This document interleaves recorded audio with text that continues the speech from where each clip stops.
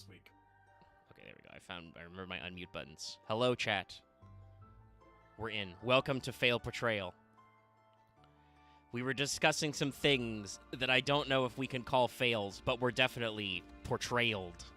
We were trying to decipher the ancient texts of some random deck list that came across in Master Duel earlier today. It is in the Discord. Yeah, I gotta. You're pretty much credit in it, but okay. I gotta. Yeah, like there are times when I play Master Duel. It's it's infrequent, but enough that it was one of my top 10 games on PlayStation last year. So like, I put my reps in. I think I installed the game for space. Yeah, I mean, compared to the other shit on my PS5, it's not that big. Final Fantasy 16 is like 90 gigs, and I haven't even bought the DLC yet. Anyway, the main thing is just that, like, there are times when I have to be like, okay, what was my opponent cooking, That's the part I actually dislike about the Duelist Cup. While it's a great way to farm gems, there are some times when your opponent just is doing something, and I want to be like, my guy, what are you brewing? You can't check deck list in Duelist Cup. You're not allowed to do that. You can save the replays, but you can't see the other guy's cards. Well, I guess we can faff for a few minutes while we let people roll in. But the best way I can describe the deck that I came across, was some kit bash of Demise, OTK in 17 quotation marks, and Dark Magician. Yeah, like, looking at all... It's weird, because there's not every card is a singleton, but there's a lot of singletons. If you look at this deck list, it reads a lot like the Dark Magician structure deck you can buy in MD. But then they just started bolting stuff on, and it's wild. I mean, you could check the deck list. It's in Trad It's games. the DM structure deck, and they just started throwing cards in that sounded cool. Of maybe they play the Demise solo mode and said, those cards look awesome. Let's play them. And I mean, to be fair, like, this was what, like you said, bronze 4 or 5. We're still you're in low bronze. That happens. Literal Wild West. Nobody cares what decks you build in bronze, and nobody who actually plays Master Duel knows what beginner is like, because you have to be like me and not play the game for like at least 4 months, I think, to get kicked all the way back down to rookie tier. I did that. Started in beginner. One of my first duels. Man opened double ground collapse, set Marsh Macaron. Yeah. Okay. And I'm like, okay, all right, we're starting off. We're gaming. Started off strong. Well, buddy, a speedy trip back to bronze for thee, brother. Well, yeah. That's usually what I do when I run into a deck in low ranks who's clearly too good. I'm just like, all right, buddy, take your win, get the fuck out of this rank. But yeah, okay. I actually crushed the skull because Fire Fist actually has many ways to actually get rid of cards like ground collapse. Good, yeah. But it was regardless. Very funny. What's on our docket today? So as we've established previously, we are working our way through the deck build packs, because for what we do here on Fail Portrayal, where we look at cards that have both visual design themes and mechanical themes, and ask pointed questions / make fun of how they work. The deck build packs are a great jump-in point because they contain 3 archetypes which are intended to do a thing. And historically, usually 2/3 of those archetypes are bad. Technically, that is the case once again. Secret Slayers was kind of an outlier. That was the deck build pack we've been looking at previously. That was Adamancipator, Eldritch, Rika, which are all, actually successful decks that have technically won tournaments. I know Adamancipator was a little weird, but, like, all of them had their day in the sun. Genesis Impact, if you guys don't recall, that is the Drytron, Live Twin, and Magistus deck build pack. So we can safely say that only one of those as a pure deck, though, admittedly calling Drytron a pure deck is a little rough. It's Drytron plus Ritual Good Stuff, but, it's Drytron you run a lot of Drytron names in it. Plus Diviner of the Heralds, plus Ava, and Ben 10, yeah. But, like, you play a lot of the named Drytrons in it. The Drytrons are the core of the deck, so that counts. You can kind of give Live Twin a similar pass, because Live Twin on its own was never good, but at least competitively, the deck is very functional. In the same vein of Eldritch. Yeah, like, Live Twin Sprite Eldritch actually does stuff. Yeah, like, Eldritch and Live Twin were never meant to be fully cohesive deck builds. Yeah. But they were meant to be these little packages of cards. Drytron, not so much, but any deck in the competitive sphere is rarely going to be playing a pure brew of this deck. They're going to be splashing in other generic stuff to facilitate.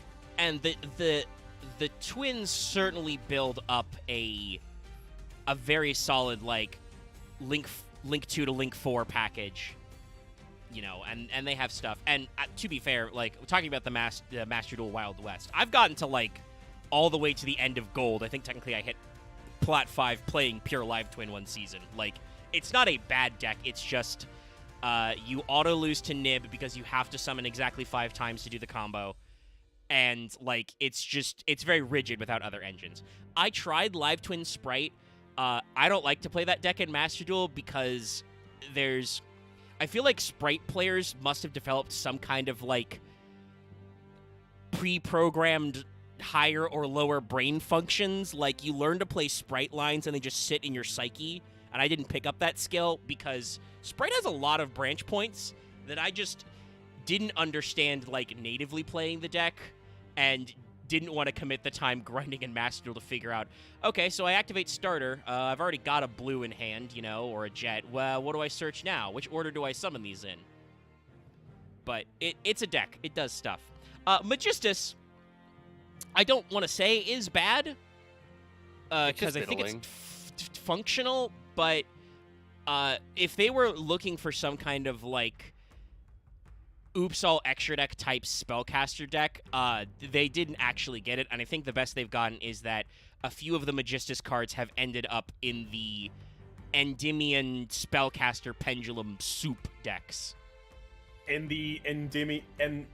from what I understand of the Magistus lore, it involves Alistair, Endymion, and like Madame Vare, yeah.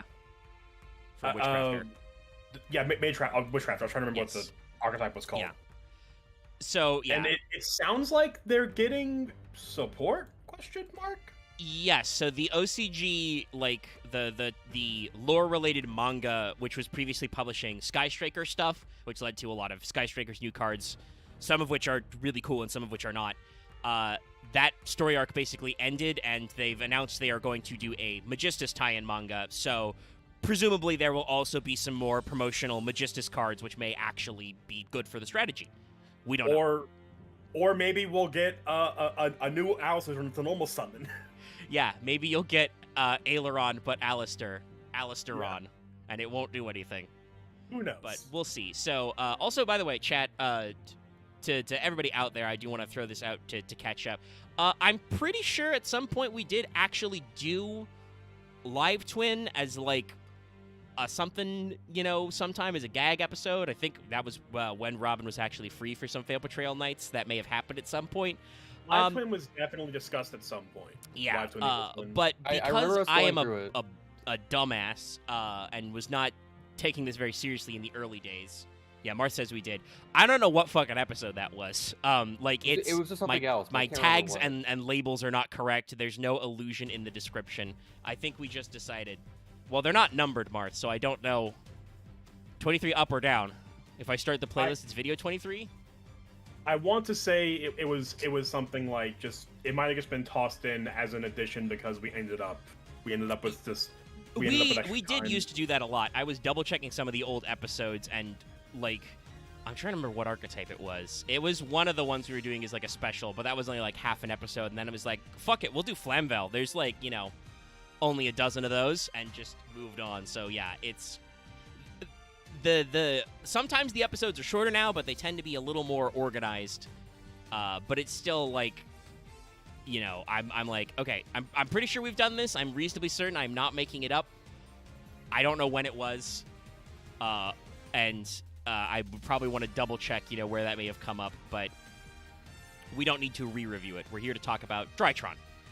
So, Drytron is a very interesting deck. This is one of Konami's many attempts to make ritual summoning good. And arguably, this is the one that probably worked the best. Because, other than Necroz, I think actually, yeah, Necroz is probably their first attempt that actually went really well. though part of that was on the back of Jin. And when Jin was banned, I think Necros kind of, like, naturally, dropped out of the format. But making ritual monsters also hand traps. Okay, thank you, Marth. Making ritual monsters also hand traps was, a big revolution. It's actually funny you mentioned Necros and Jin. When Jin got banned, Necros was still actually pretty good for a short while. They had to murder Necros. So they had to. Necros, they did actually kill it with it shifted from Necros to built around just summoning Colossus under Genlock to, okay, well, we can just summon Trishula now. We just summon Necros to Trishula and Valkyris and all the other Necros guys that aren't decisive armor. And it was just still a good just mid-range strategy that beat a lot of the decks in the sort of meta triangle of the time. Vesper, this is maybe just a me issue, but when you say Necros, you remind me of a very specific called Exodia Necros, not Necros. Also, well, Axe, guess what? I'm actually you. There's 2 S's, so it's Necros. Exodia Necros. Okay. So you're both wrong. I'm fine with that. You're not. Don't you lie to me. My entire point was just I was being bothered by the incorrect use of something, not that I had to be right. Do you want me to double check how it's written in Japanese? The episode was called The Booby Game? How the fuck did I not find it? Is it not the playlist? It is Nekuros, according to Yu-Gi-Oh! Fandom. Okay. I'm trying to see if there's actually... Yeah. Necro and Cloth. So, by the way, Chad, if you heard me cursing under my breath earlier, that's because I was lamenting the fact that I assume it's, like, easier on their servers or something, but, like, Wikipedia does this thing with, like, SVG files, whatever those are, and me trying to just grab a fucking picture of the Draco constellation was more of a pain in the ass than it needed to be. So this is just the first one. Knight Vega? Yeah, probably. So to explain Drytron as best I can, other than, like I said, mechanically, what you know about Drytron is they are one of Konami's many attempts to make ritual summoning good. And arguably, it worked. We'll get into exactly how that works later, but the general vibe is they created a system where, for the purpose of the ritual monsters and the ritual summoning effects, the levels don't matter. They instead made it the attack matter. And so they just built a system of guys who are all 1 star, because they're all single stars in the constellation, but have high attack values, so you sack them to summon things. But also, they let you do other weird tribute effects, so you could do, Ben 10 lines. You could use them to summon cards like Heralds and stuff. But, yeah, Drytron was probably their most successful, like, alt effect after the Necros, hit. Megaliths exist, but are another one of those 4D chess decks that, like, I don't think were super popular. I don't want to say Megalith was bad, but it was also definitely not super meta contentious. Hold on, I'm trying to type. Necros definitely it changed the game and how Konami designed rituals to the point where they realized that by the point of Necros they had created so many generic support cards for ritual monsters that they started experimenting and creating versions of rituals that didn't have to focus on levels. Yeah. Like you have the Drytrons.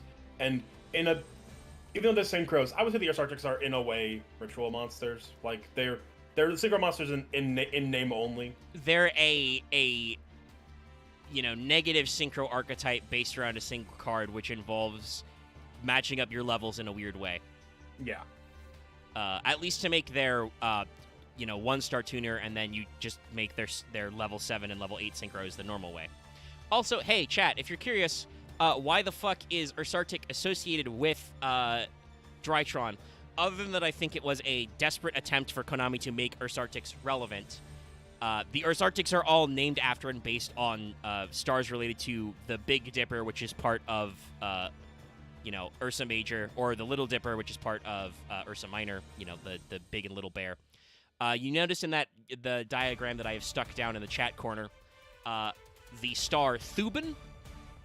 So Thuban, which is in the Draco constellation, was thought of in medieval periods as the polar star. Some of that is probably like Earth just drifting, because the Earth does that, by the way. If you don't know, we're literally wobbling back and forth like a top in space. But also, I think it was just imprecise measurements. So, hey, guess what? Polaris, which is Polari, the, one-star synchro monster of Earth's Arctic, is the North Star. And people used to think that Thuban, one of the stars in the Tale of Draco, was the North Star. So, like, they're connected. And it's very bad. It's not good. I will not re-show you the fusion monster that is made by banishing the field spells of the respective archetypes, and there's no other way to summon it because it has no materials. We don't need to go over that. We talked about that in a past episode. Ursatron? Yes, we've talked about that already. We talked about Earth's Arctic. I will tell you about Ultimate Bright Knight Ursatron Alpha later, which is a card you probably didn't realize existed. I vaguely recall it. But at the top of the list of my Drytron search, and I'm like, who is this asshole? Yeah, so we'll cover that later. But yeah, so that's what's going on here. Some people believe, and I kind of agree, that I think Drytron is supposed to be a very subtle reference to Sidras, because there are actually some, Draco associations with Cyber Dragon. There is Cyber Eltanin, which is named after Eltanin, one of the stars of Draco. There's a Drytron also named after that star. Cyber Emergency, for instance, is really good at searching because the Drytrons are all machine lights. So there's some crossover there, but I think it's mostly just thematic because they're like, these are machine dragons. Their name is Drytron in both English and Japanese, Doraitoron. It is made up of, Draco and Tron. They also try to say that we've got the word for light in there somewhere. I don't know. As you can guess, this is a pun in Japanese. The way they write how you should say Drytron is Yukiko. So it's forced reading as Drytron, but means literally shining dragon machine. But that's a homophone for also, like, mechanism. And they do also, their ritual monsters have association with, like, instruments. It's weird. But yeah, so there's some funny stuff going on here. Draco, by the way, is also very famous for the Draconid's Meteor Shower. That will come up later as well. It doesn't matter what the archetype could be based off of. The OCG will find a way to make 17 puns out of its name. Yes. Like the archetype could be called Burger Maker, and the name could be some some bizarre reference to the man who created the burger, and yeah, like, there would the way that they would write burger, because they would have it written phonetically as a loan word, and then they would also be like, you know, the kanji for ham sandwich. Also, by the way, is pronounced the exact same way as the kanji for global thermonuclear war or something. That's not true, by the way, but that is kind of how sometimes Yu-Gi-Oh archetypes feel. Yeah, like there's a through line in the thought process, and it makes sense. But when you say it out loud, you're like, how? Why does that? Yeah. What? Huh? But again, Drytron, actually successful deck. There were a couple of tops. Speaking of which, by the way, very funny. In December 2020, which was like just as these came out, one Jesse Cotton got a second place with Drytrons. And a certain man named Pat. Yes, top 16 as well in that same tournament at an LCS. So the genius. There's a lot of stuff going on there. And they do actually have some high ranks. They've got a couple firsts. They took the UK Nationals in 2022. I just love the name of this tournament. 1-Up TCG Blazing Vortex 3v3 case tournament. We got a first place. And also, by the way, don't think that they're necessarily super dead, but in September of last year, at OTS Hastings, we got another first place. I do love seeing the deck prices and just it's $400 for the last. Yeah. What was this man brewing up? What's the? Oh, it's probably because of the 3x Kurikara. That'll do it. And 2 triple tax talents. Yes, those are all Yeah. expensive. Also, hey, by the way, we may talk about Flame Swordsman stuff later because Maze of Millennia came out. Sadly, that was the only brand new archetype they did. They did retrain Mirage Knight, though, not Dark Flare Knight, sadly. But Maze of Millennia is really funny because it has Bonfire in it, right? You know, the new Pyro Rhoda, which is apparently pre-selling for like over $100, even though while Fire is good, Pyro specifically is probably not $100 plus good. And also I like how MBT exaggerates how terrible the set is, and then on Twitter he's like, guys, I think this set, I think the Flame Sword and stuff is neat, but you should not be pre-selling this Bonfire thing for like $100. You know, you find the medium between the two takes, but the set is kind of just, you know, normal. It's an anime reprint set. They tucked a triple tack reprint into it, so you'd actually buy it, you know? It's the weird thing of, like, I would put this into perspective that some people will understand very deeply and very unfortunately. If it was a preset for a prog series, it'd be a weird breather where you can just try that pet deck you could never do, like, 2 years ago. Yeah, it would be a breather week. We'd be. I mean, it's a side set, so I don't know if we'd do it as a full week. But you know, you'd fish for reprints and maybe some funny tech, and then like you'd play something else. Yeah, it's a neat set. And I don't mind the concept, especially like I said, because they are importing a lot of the Animation Chronicle cards that weren't released over here yet. That came out like 6 months ago in the OCG. But yeah, it's just like, why? Yu-Gi-Oh players, why do you do this? You don't need to play Pirates that bad. Just don't. No, Yu-Gi-Oh players do it because they still buy the fucking cards when people bitch about the price. Because capitalism is based on supply and demand. Just don't buy it. It always happens with... Stop making demand bigger. If there's going to be any generic support that people look at and their eyes pop out their head when they read the effect, they'll like any generic support will pre-sell well, no matter it could be pre-support, it could be like pre-release support for light zombie monsters that are level 7, and people will find a way to go, oh, that's broken in this deck. Should pre-sell basically pre-sale prices are very silly. Do not engage in them because I can guarantee you that card will be worth half as much and as long. I talked about this before. I remember this because I was rewatching our Red Eyes video recently because I was trying to track it down along with a couple of other old failed betrayals. I talked about how I probably overplayed for my Dragoon print. It was the first printing, so it was still pretty rare, but I paid like $40 for it. That was probably overpriced then, but it was way better than the $80 to $100 it was selling right away before people realized that, you know, Dragoon's only just merely okay. It's all right. It's pretty good. He's pretty nice. He's not as cool as Destroyer Phoenix Enforcer to make up Verte before Verte got banned, but he's pretty all right. So like, be careful about the pre-release hype.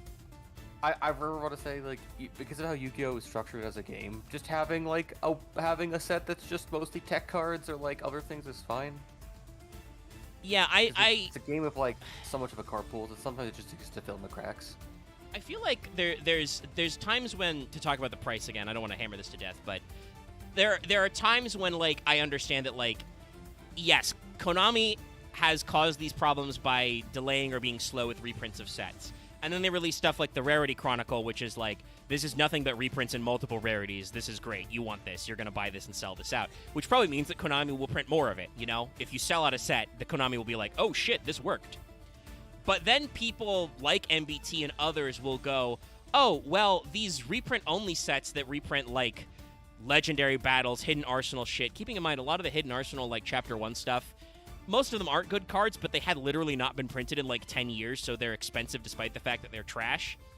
Then people go, oh, well, this set sucks, and I'm not going to move it. So, like, on the one hand, yes, you could say, well, Konami should just reprint good cards, but that means that bad cards are super expensive for no goddamn reason. So, like, I feel like at times you got to take the good with the bad as far as reprints go, and people don't always know what they want. I think that the OCG's method of doing a couple different rarity prints of cards is a little better than, like, how, speaking of deck build packs, the rarities in deck build packs are awful. We're not at it yet, but I believe it was the Ogdoadic deck build pack.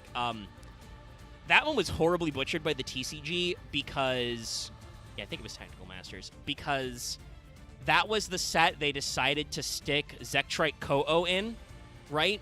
The create-a card that was like a year and a half old by the time they announced it. The create-a card that took 5 tries to finish that Yes. poll or whatever. And so they used that as an excuse to reprint a fuck ton of Inzektor cards at the common rarity. So all of the common slots were taken up by Inzektors, which weren't even supposed to be part of this set. So the actual new archetypes were all rarity bumped and blocked out, and I remember having a very bad time opening that because it was kind of disappointing. On the plus side, though, it does mean that your Inzektor reprints were super cheap. It's just very funny. It's let me grab the card out for our first boy. it's an endless monkey's paw. I just wanted to Anyway, look at this machine briefly say dragon. about the current art. It's Well, just like, I have to step away now. I pull them up so that I can like go away. So hold that thought, please, X, all right. Then. until I step away. Then you can tell the audience. I'll leave it unmuted, but I want to let them know that I'm leaving. So I'll be right back, chat.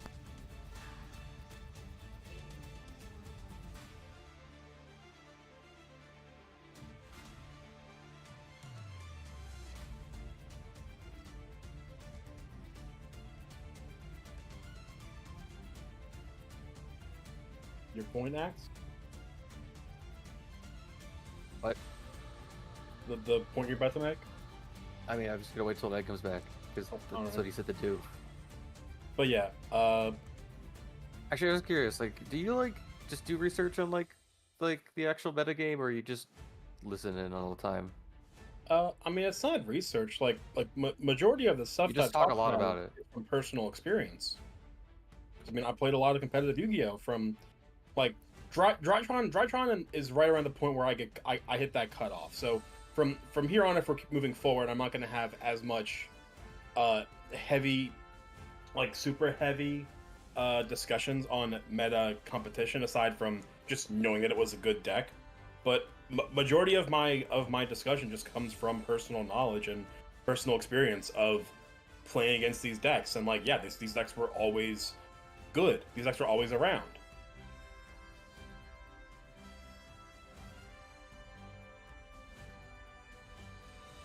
You know, I'm amazed I just never pieced that together. That you just actually played the circuits. Either I feel like you've mentioned it once or twice. Well, yeah, like I mean, You never phrase it like you never phrase it like you were a pro player. You just phrase it like you. Hey, like, oh, well. I was a pro. Not I was a pro player. I Also, played. hey, I just locals came and back. tournaments. I just I would argue there's no such thing as a pro Yu-Gi-Oh player because we don't do cash prizing. also You that. can't do okay, it for a fair living. I In a- say in pro a player, I world say people that actually definition. play tournaments. In a little definition, there are no pro Yu-Gi-Oh players because you can't make direct money off of winning Okay. Yu-Gi-Oh. So But Anyway, like, yes, I think I was going to say earlier, to back up the actual topic of thing on the screen, is, well, I don't actually know much about the series of it. I don't know why, but this dragon feels like a thing you'd fight in Star Ocean. I don't know a lot about Star Ocean either, but I could see that. I It want to just say feels that like a giant spaceship, magical space dragon that's Yeah. made of, that's also a mech at the same time. This Yeah. feels very Star Ocean. The- Star Ocean's kind of sci-fi fantasy. the vibes of Drytron is very much like, Space fantasy.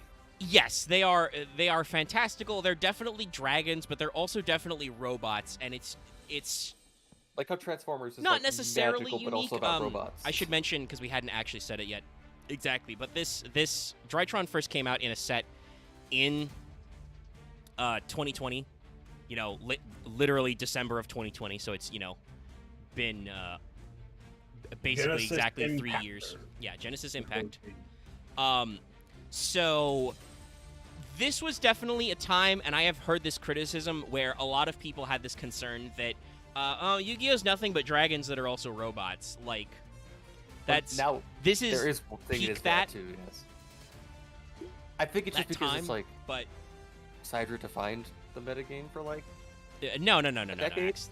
Also, no. No. Sidra definitely designed the metagame for. it's Also- not a Sidra. Yeah. Axe, you are misunderstanding how people criticize Yu-Gi-Oh. They would say that Sidra is old school and therefore, equal soul, equal based. Drytron, anything. soulless, It means nothing. cringe. I know it means nothing. That's why I'm using these words. Oh, you just Um, said entirely nothing to me. But yes, so like that's.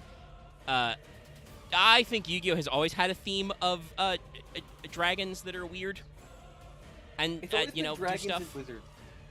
It's always been dragons and wizards, and then shit from it's- there.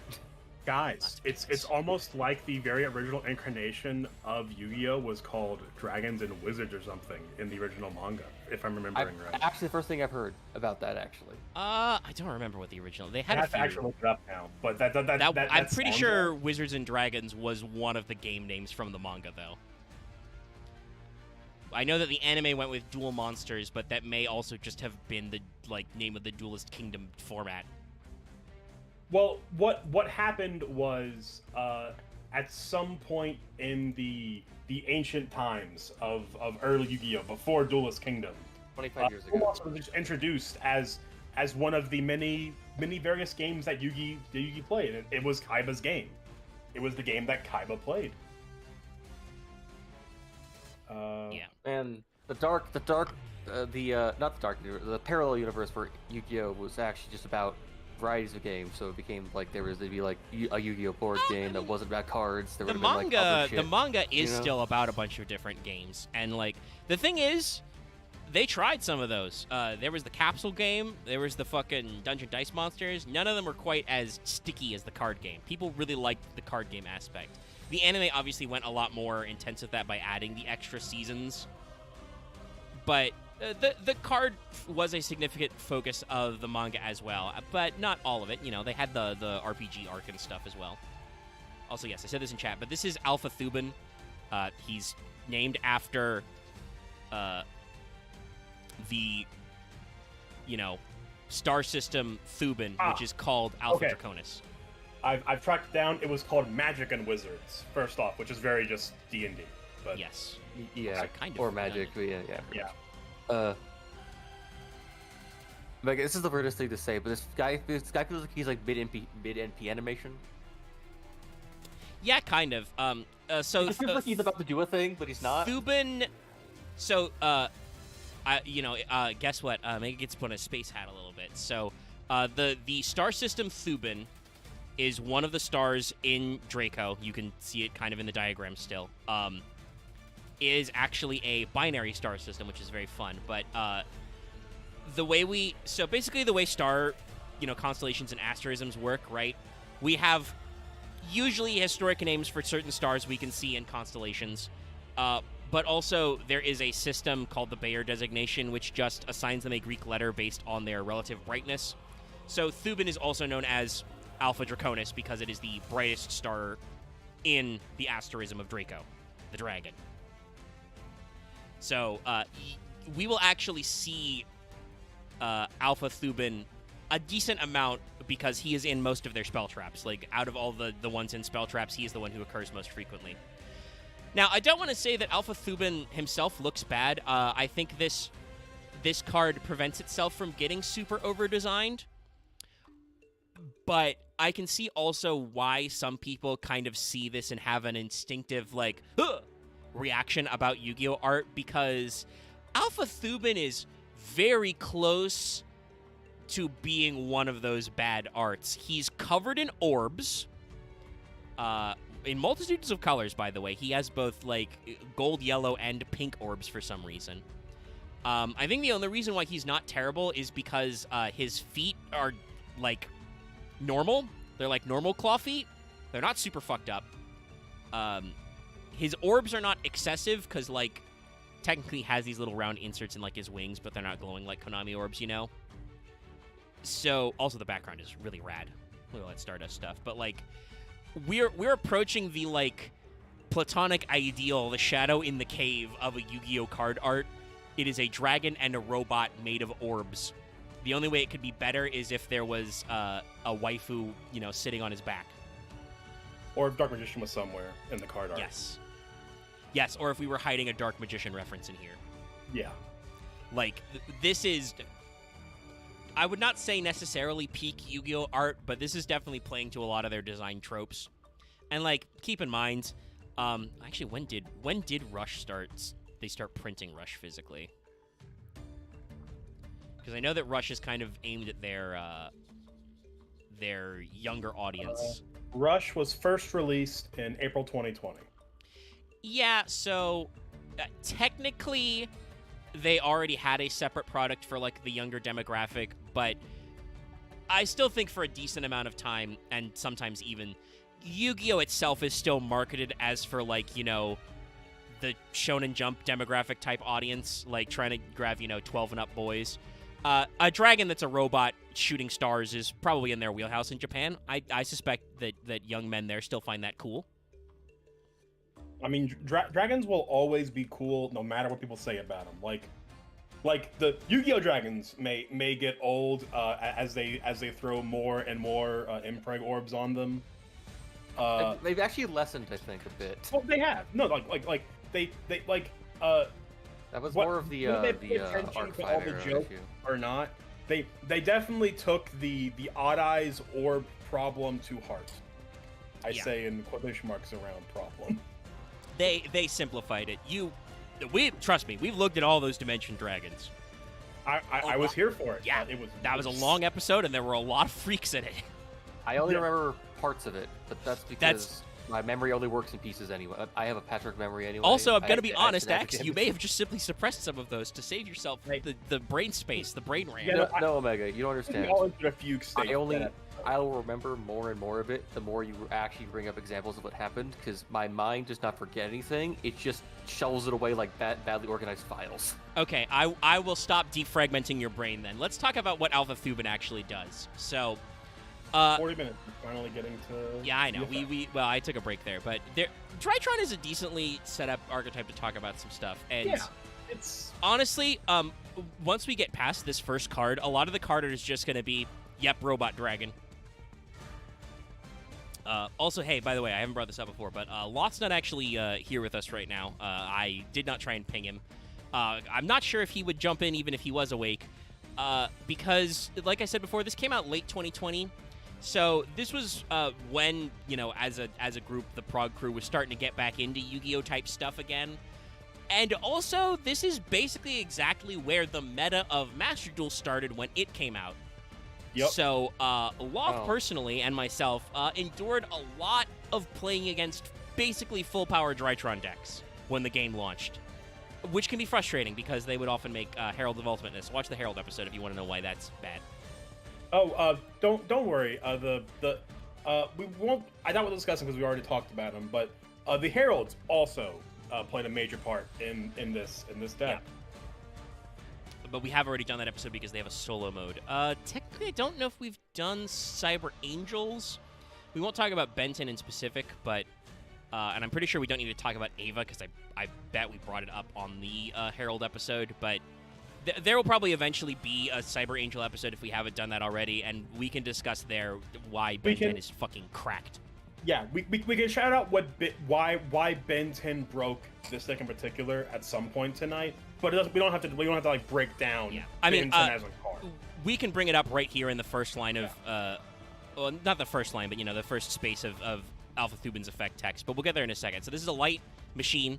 Level 1, like I said before, they're all level 1 because they're singular stars in the constellation. This is a level 1 monster with 2,000 attack, 0 defense. Not usually how we do that combo, but, you know, the other way works. But it has this little issue called cannot be normal summoned or set. You straight up cannot normal summon Alpha Thuban or, I think, any of the normal Drytron main deck boys. Well, pack it in, guys. Drytroners suck. You don't have any starters. Must be special summoned with the effect of a Drytron card. You can tribute one other Drytron monster or one ritual monster from your hand or field, special summon this card from your hand or graveyard in defense position, then add a ritual monster from your deck to your hand. You cannot special summon monsters except monsters that can't be normal summoned or set. The turn you activate this effect. Omega? Oh, it's Storm. Storm hit. Omega, you gotta repeat that? We lost you as you were about to say the tribute effect? Yeah, you said tribute and you entered the upside down world. You faded into the Shadowlands. Chat, did you catch me? Because OBS didn't drop, so did the stream end pick that up? I just want to double check. There'll be a little bit delayed. I have no idea. I'm sorry. Why no? That's why I'm asking chat. Oh, also Martha's saying we did not do Cyber Angels yet, so that'll probably end up a poll sometime. Forgot about that one. Looking at chat says no, so you just entered the upside down for a few moments. So Discord just got a little weird. Yeah. The short version is it says it must be special summoned with a Drytron card. The tribute effect is tribute a Drytron monster or a ritual monster from your hand or field to special summon Alpha Thuban from your hand or graveyard, and then add a ritual monster. The turn you do this, you are locked to monsters that can't be normal summoned or set, which, by the way, is like all ritual monsters. And the Drytron monsters themselves. Yes, and the Drytron monsters themselves. So, yeah, you can see right away what the issue with Ben 10 is, because Ben 10 is a card that activates when it is tributed. The intent is when you tribute Ben 10, like, on the field for another Cyber Angel, because that's a thing that they do. Alpha Thuban is just like, nah, man, tribute from hand. And, just in case you don't know what Ben 10 does, if it's tributed, you can add one light fairy monster from deck to your hand. That is every fairy monster in existence, basically, because fairies are often light. Yeah, so this sets up Heralds, especially Diviner of the Heralds play. This set up Eva, who is a light fairy despite being a fucking little green man. So it's just, especially because, for instance, Thuban, though most of them have this tribute to special summon effect, Thuban is the first one we're talking about. That also just adds any one ritual monster when you summon it. Yeah, so tribute Ben 10 plus 2. Yes. Alpha Thuban is just Manju when summoned as well. So, plus, you know, like I said, all your tribute effects. One second. Oh, hey, Manju's a light fairy. Yeah. When this deck topped again in 2013, not too long ago, it was playing the new Manju, Choju of the Trillion Hands. So, or like, be unsurprised to see if look, that's also a light fairy monster. Yeah, no. Who So will like guess? all of the you know, X Hands boys are light fairies as well. So there's a lot packed into this effect. It's almost like light fairy was built to be a ritual subtype for a long time. Okay. So that's Alpha Thuban, you know, that's his effect is just tribute a guy, summon in, search a ritual monster. Any ritual monster. Cool. Honestly, like, I don't want to, like, pick on Konami's bones for that, because, like, again, Manju, Senju, you know, shit like that, those guys have existed forever. Fucking pre-prep is like a 2012 card? 2013? How old's pre-prep? Pre-prep is fairly recent, but, like, I mean, Regular prep is like an 08 card. So, like, this is the inevitability of Yu-Gi-Oh card design in good, for good and evil. Where these kind of interact, I actually mentioned this on my stream earlier today, where the way Yu-Gi-Oh is built, there are plenty of intended, very clearly intended interactions and unintended interactions, and both are why deck building and playing the game is so much fun, because you can do heinous shit, like for example in Fire Fist, synchro summon Geomathmic Magma, and just be a little gremlin. And I think that's what people like about Yu-Gi-Oh! As a concept, but also, if you play a lot of Yu-Gi-Oh!, that's the part that also frustrates you, which is why I think so many Yu-Gi-Oh! Players turn to, like, limited formats, because they're like, okay, having a card pool that's literally anything is cool, but what if I picked the card pool to exclude the stuff I don't like? Yeah, it's very similar to Magic. If we had Dallas here, it's the modern. Is it modern or Legacy? I think it's Legacy. Legacy, whatever is everything. Yeah, it's Legacy problem where playing Legacy format, everyone's playing it. Everyone's playing FTKs in Legacy format, because you can play you can play anything that is not like in the current set, which means I can play this one with nothing. Discard hand that will mill my entire deck, but I'm playing this one random card from Innistrad that says if I mill my deck, I win the game. Yeah. Also, Marth did a double check fact check for us. Pre-prep was 2016, so that was Pendulum Arrow later than I thought. So it is a pretty new card, but the original prep was like 09. So.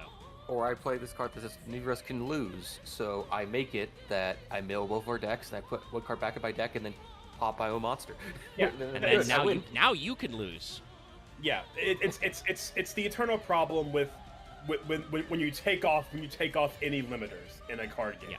But it can also be fun if you're playing, just digging around with friends and doing dumb shit. The thing about Yu-Gi-Oh! It was a game never made with limits, but that's why they had to make lists that are just a list that is just limits. Well, I mean, I think the limited list. It wasn't the forbidden list for a while. It was out there for a while, but like it's very early, and also it is technically with limits, and it has a limit that was technically one better than Magic, the three card cap. Yeah. Well, Like, deck size, so. They did eventually have to institute a rule to cap it at 60 because Yeah, that was just Konami and Upper Deck misunderestimating the sheer gremlinology of Yu-Gi-Oh players. Well, that guy was a judge too. He did it Same for thing. a point. Same thing with like extra deck, extra deck size. Like Yeah. when the game started, there was no reason to have a limited limit on extra the fusion deck. fusion deck size, because like you All of can't them summon any sucked. fusion monsters. You know, honestly, I think it'd be cool if we actually had alternative formats where let you change the deck size. Like your extra deck can have up to like 30 cards, but they must have only certain amounts of certain extra deck types in it. That could still probably be chaotic. Technically, if you go the other way, that alternate format does exist. Speed Duel is 20 to 30 cards and is like a 10 card extra, I think, or like a 9 card something extra. like that. So like there's a few things going back and forth. Anyway, this is Beta Rastaban. He's been on the screen for a while. He's just he's a Drytron with a weird hammerhead, and he's got a Mega Buster arm. That's all I have to say about him. Yeah, he's It's like an arbalist. It's like a laser arbalist. a lot of these Drytron cards are most definitely like they're mid Lancer fight. Yeah. These are honestly, I would probably use Drytrons as probably out assets for Lancer enemies because it would fit. Look, we may not have much to say about them. That does not mean they don't look pretty nice. I think like I would love to see I would love to see the divine space factor. they're in that weird gray area for Fail Portrayal where they are not like so beautiful that we're just like, man, this is rad. But they're not so ugly that we're like, oh my god, this is a cognito hazard. I feel like I'm losing my mind literally looking at it. What was that extra hero where like, we looked at it on screen? Cross Crusader? Cross Crusader? It was one of them that the more we looked at him, the more non-Euclidean he was, and we were just like, get him out of here. I can't. It was Red keep looking at Decimator this guy. because like he Decimator, yes. He has that 2D syringe gun thing that just I know what you're talking Oh, about. God, yeah. I The more remember we that. looked at it, the more we realized it was like 2-dimensional for some reason. Yeah, it's But really yeah. weird. The But reason yeah, why Rastaban you may not remember the name Rastaban, which by the way, again, Rastaban is the name of the star that is Beta Draconis. It's a very simple naming scheme, chat. The one you probably don't know is because his effect is probably one of the more situational ones. Like all the other Drytrons, he has Light Machine, level 1, 2000 attack, 0 defense. Right, can't be normal summon. Can't be normal set. Must be such a summon by effect of the Drytron yes. card. You contribute another Drytron or ritual monster to such summon it from your hand or graveyard. His main thing is that his effect when summoned this way is to return one of your banished Drytron monsters to your graveyard, exactly. Which is a useful quality, but is very specific, so you mostly run it just so you have extra names, because remember, all of these guys are hopped on their summon conditions, so you sometimes need extra boys. Well, and like Oh, God, no, don't press. Oh, God, his fingers. Is that a reflection texture? But why are his fingers reflecting through the solid grip? All right, take it away. Where? Get him away from me. I can't. Where? Oh. I drew this. I did the fucking, like... Oh my god, they're all reflection textures. What I the drew the fuck? fucking X gesture in front of myself, even though you can't see me. I'm Also, like warding away the demons. It's not 2D. It's it's the dimensions of basically a 2x4, but in gun form. It's wild. It's weird. Thank you, Marth. That guy. Wait, what was it? Was it thrown up somewhere? Marth Yeah. posted it. Marth posted it for like a couple seconds in Fail Portrayal. Oh, It's gone Yeah, already. okay. We got him. I wanted to make a point I'm trying to say like 2 minutes ago. Yeah. I compared this to a thing from Star Ocean. I think Star Ocean has good aesthetics. I just don't know the game of the series that well. What I've seen of it, I think it has good design aesthetics. Alright. Also, I need to double check. How many? Because there's spoilers for future. We're gonna get through this not too fast, so it's perfectly fine that we faff around for like a fucking hour because there's only 5 main deck names, and then there's the 2 ritual only monsters 5? and the thought 2 there were ritual 8 monsters and then their extra well, deck. there's 6 counting Ultimate Bright Knight Ursatron Alpha. True. That guy came out later though, so we're just gonna Yeah. talk about it.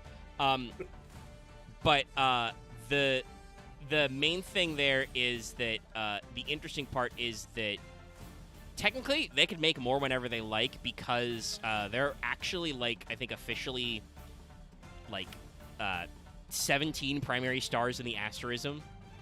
Oh yeah, like just looking at the looking at the basic diagram. Yeah.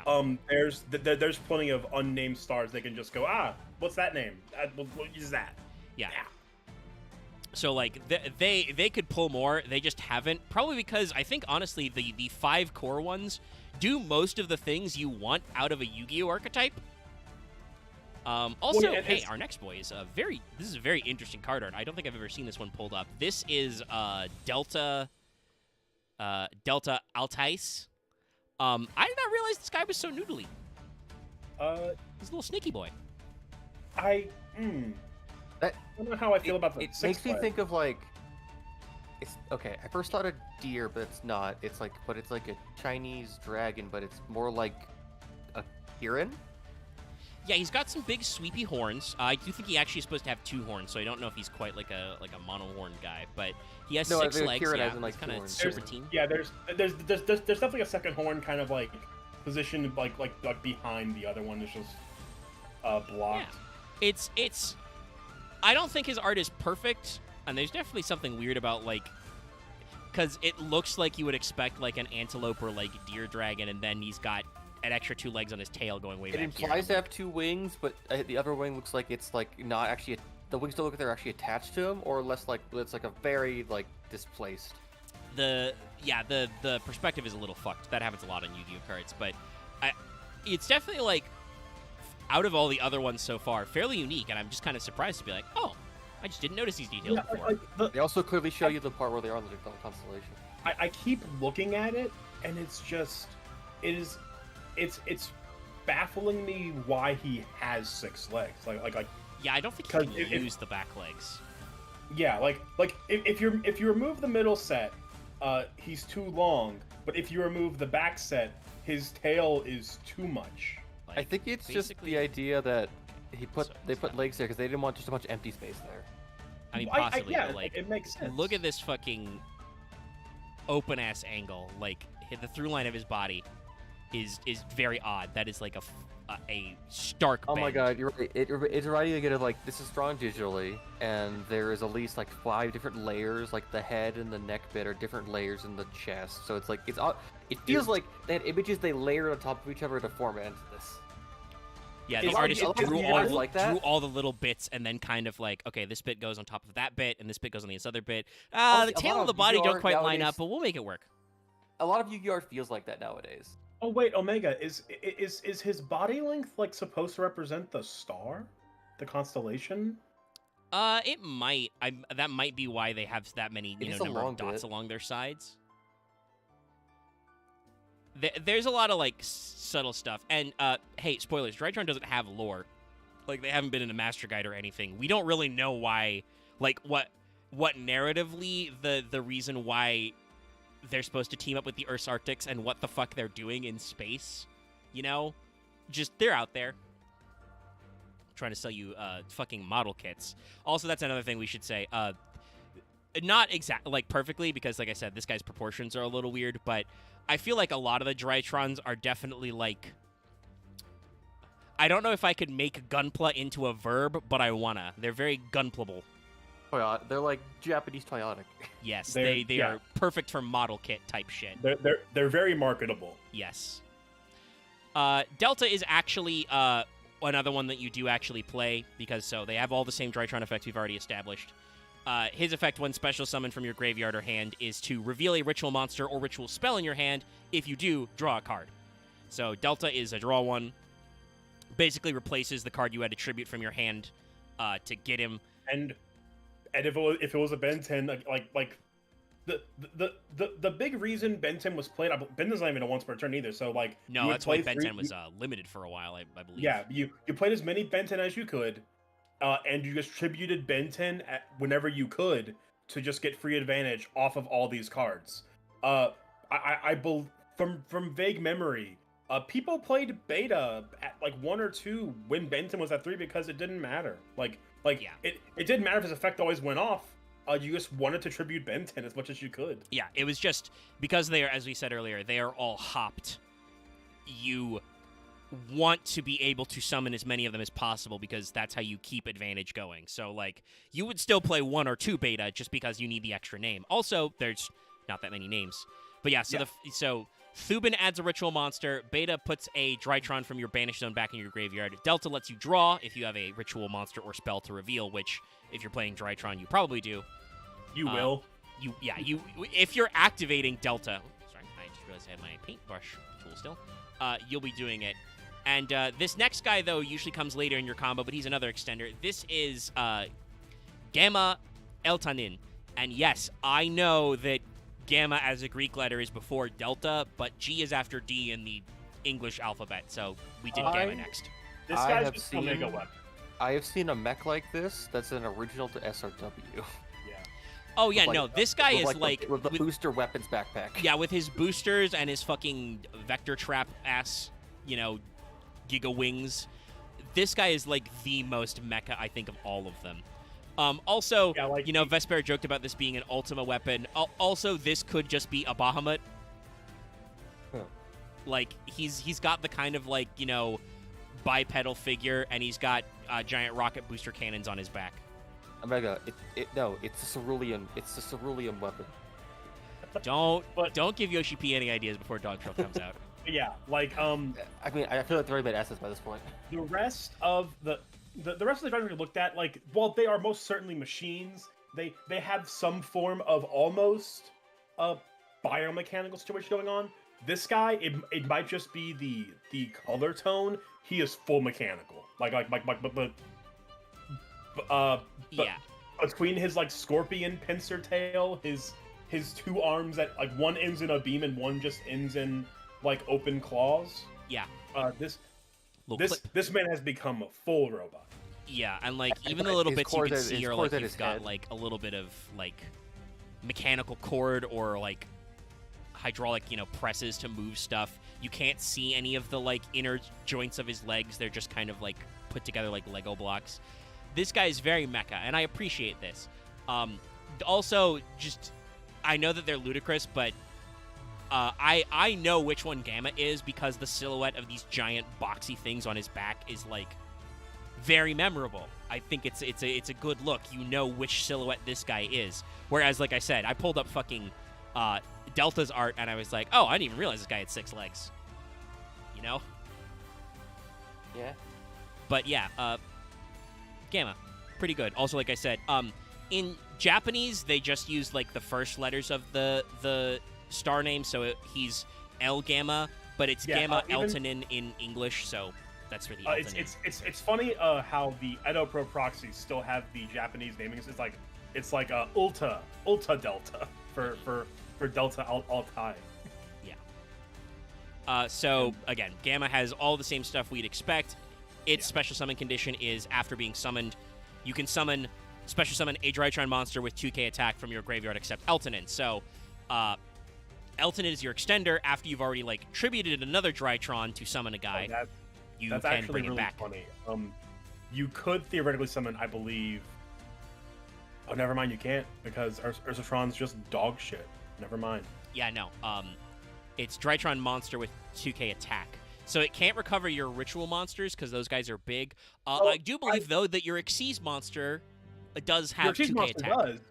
The thing is that Ultimate Flagship Ursatron does have 2k attack, but it must be special summoned by Ursatron Drytron. Oh. I thought it said must first be. Yeah, that's right. Yeah, no, that's why that card is terrible. Also, by the way, I want to say, no, like, shame to that one guy. Maybe a little shame because you're calling out fucking Dulugs on Twitter.com, aka X.com. But, like, when I did this stream, you'll notice I put hashtags so to make it like more searchable in the text body. Hashtag Drytron has videos. People have done Drytron videos and like tagged them so people can search them. YouTube does not recognize any results for hashtag Ursarctic. Those videos don't exist. So yeah, Ursarctic is not great. Their attempt to bridge them together has failed because even though the ultimate flagship counts as both an Ursarctic and a Drytron card at all times, you can't even summon it with Eltanin because it's got a must be summoned. Why? I don't know. the way to fix it is to just must first be. Yeah. That's Honestly, just add most one word cards and that it say that becomes- should just say must first be. Yeah. But yeah, no. Gamma is a good one. It's a good card. Gamma is free extension. Yes. It's pretty good. Now, was this guy? Oh, okay, no. This guy was Next printed is in... the last one's Zeta, right? Yes. Aldaba. Yes. Aldaba. Altiba Zeta. All the best. So I was like, oh, gee, I had to double check. Was this guy original? Yeah, he is. I don't think I've ever seen this guy in detail before. I don't hate him because he's got like a sword and board, which is very funny for a fucking space robot dragon. But I definitely want to say the translucent color scheming is kind of. I don't want to say it's like eye searing because it's not like offensive. It's just weird. He's got a lot of translucent layers. It's very vibrant, and it's less sword and board bus sword. Yeah. Also, his grip on this sword is fucking terrible. Like, I think he's doing like a full fucking like claw hands. He's like doing the Armored Core grip on his sword right now. Don't do that. Also, yes, I think Marth has a good point. Where to look first? Yeah, your eye is drawn in a lot of different directions, so it's visually very busy.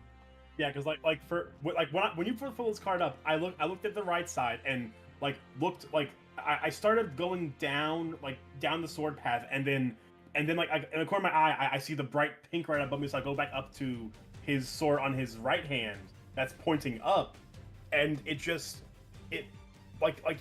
your eyes get drawn to all like the pink purple vibrancy. Yeah. But none of it is where your eyes should be being drawn.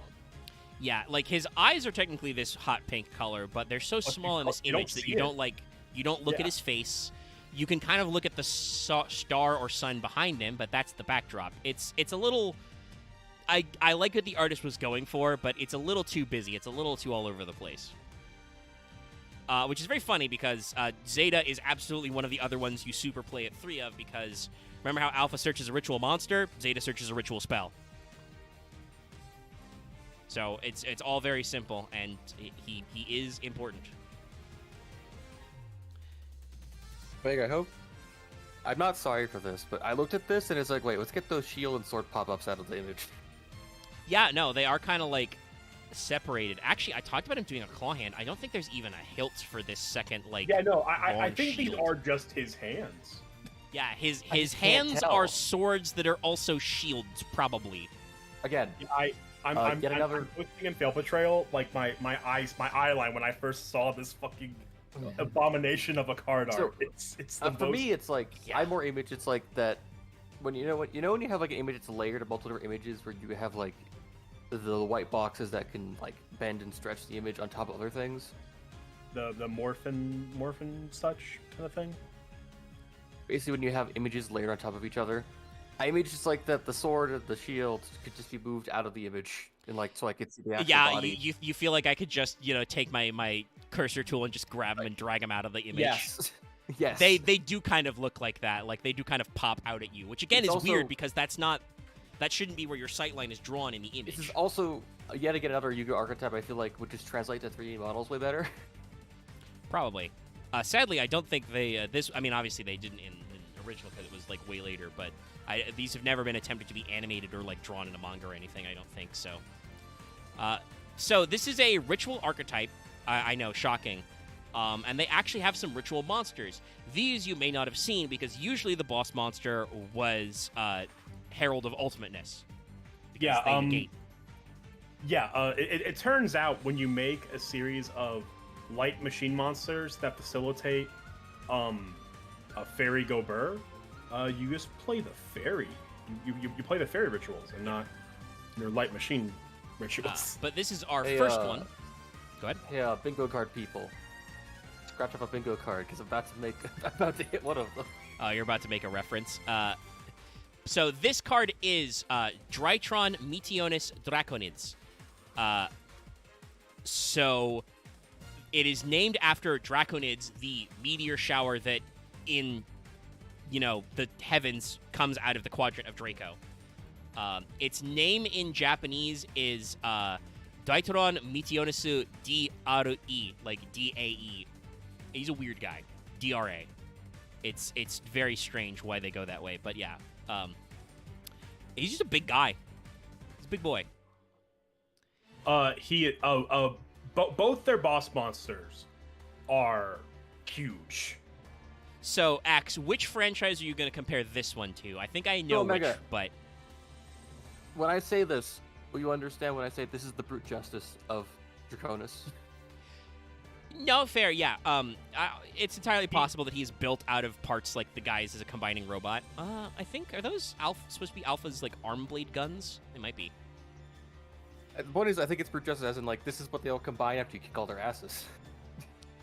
I mean, I definitely think that they're probably supposed to be a combining robot because they are a ritual archetype, but there's also a lot more going on. Like, he's got... notice how many, like, extra appendages Draconids has here, right? Like, he's got arms with arm blades, and he's got legs. He's got a tail, but he's also got shield wings. Yeah. He's got 2 shield wings. Also, I didn't know this. Apparently, Drytron, Meteonis Draconids, and I would assume Quadrantids, because they were released in the same set, were the first machine ritual monsters. Odd that there's a card named Machine Angel Ritual, you know? Yeah, but funnily enough, the Cyber Angels are not machines. It's weird. Yeah. They're angels.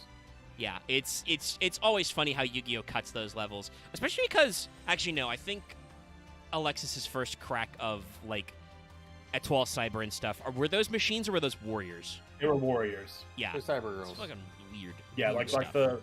the weird android the ladies. cyber archetype in terms of what Alexis played were a mix of, like, Earth Warrior gobbledygook. Yeah. It Now, was I mean, not like, a- on the they didn't one design a hand, proper deck. this is... Many people made a joke about this archetype being Zane plus Alexis because it's finally a machine ritual, you know? Mechanically, they don't play it all together, other than the fact that you run Ben 10 in this. And I think you would sometimes run... which is their big beater? Nastasha? I definitely did see some actual, like, some extra Ben 10 being splashed here and there, but at a point it just became Ben 10 when they realized all you needed was Ben 10. Yeah, you got refined down from that, but you could play a couple of the others. But yeah, this is just a big guy.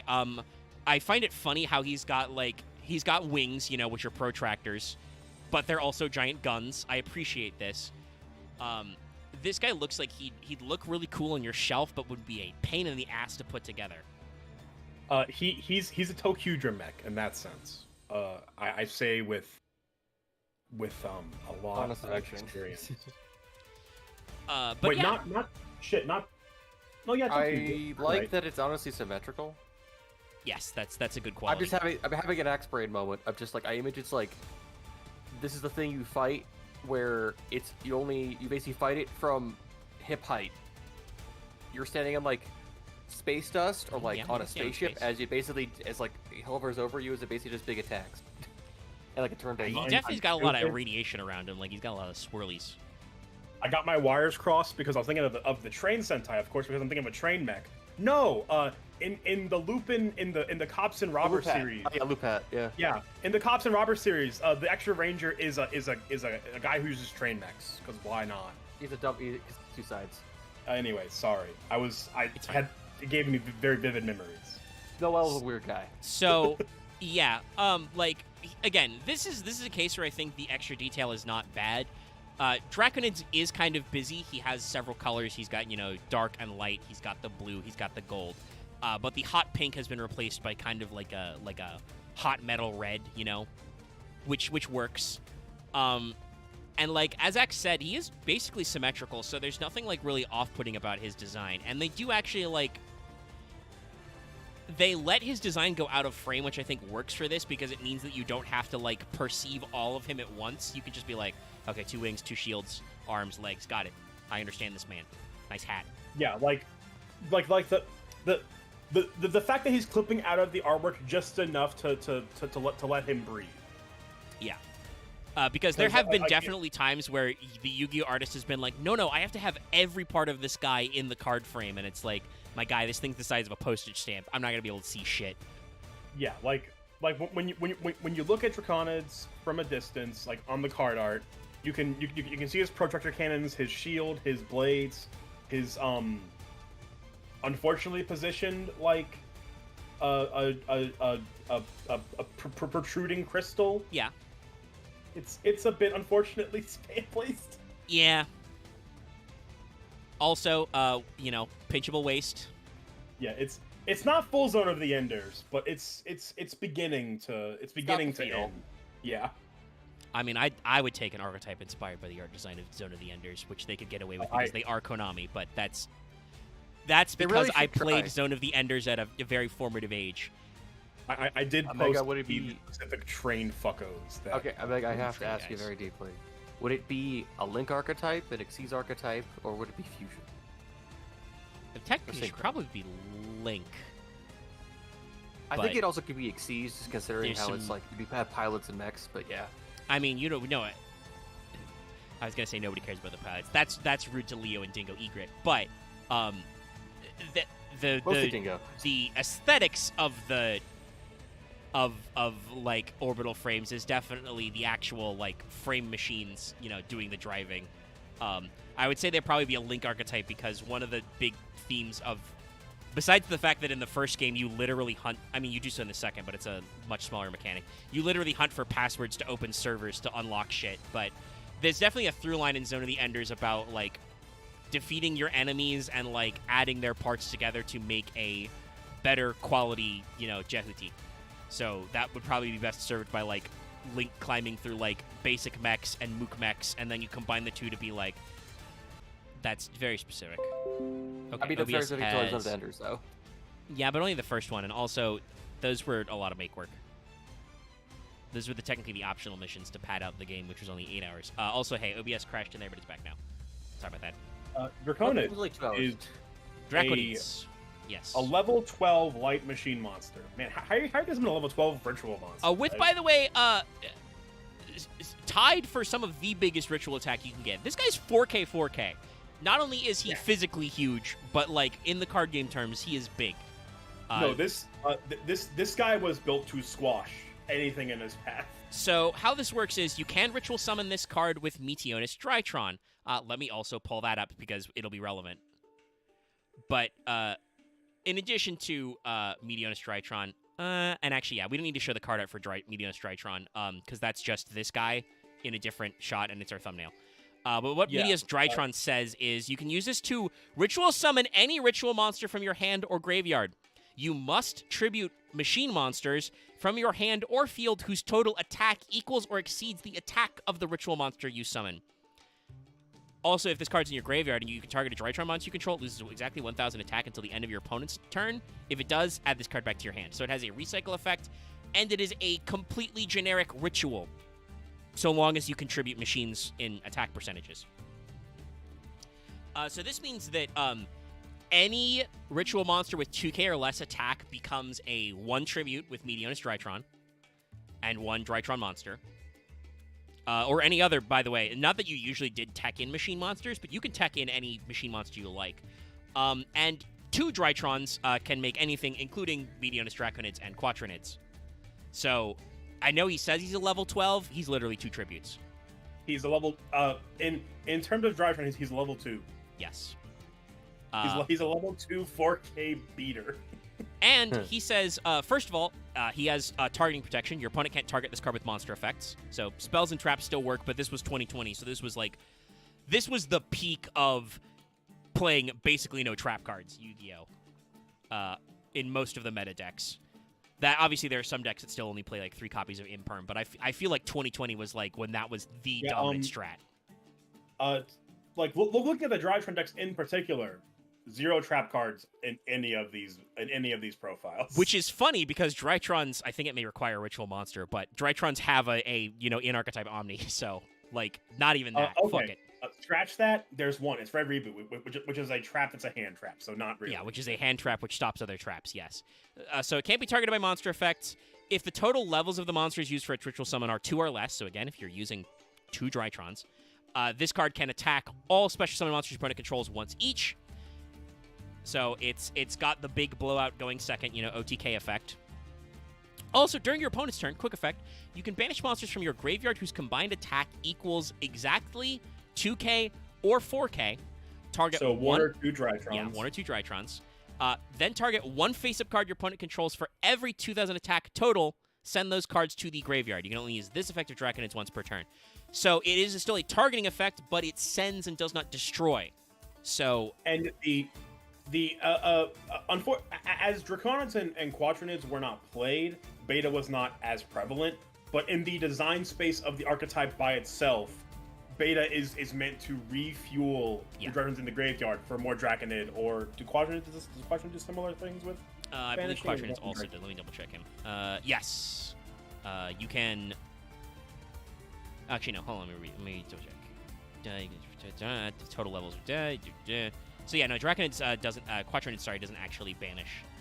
Yeah. So it looks like you have. It does have a effect where it summons from graveyard though. So reloading guys who are banished into your graveyard so you can summon them might be worthwhile.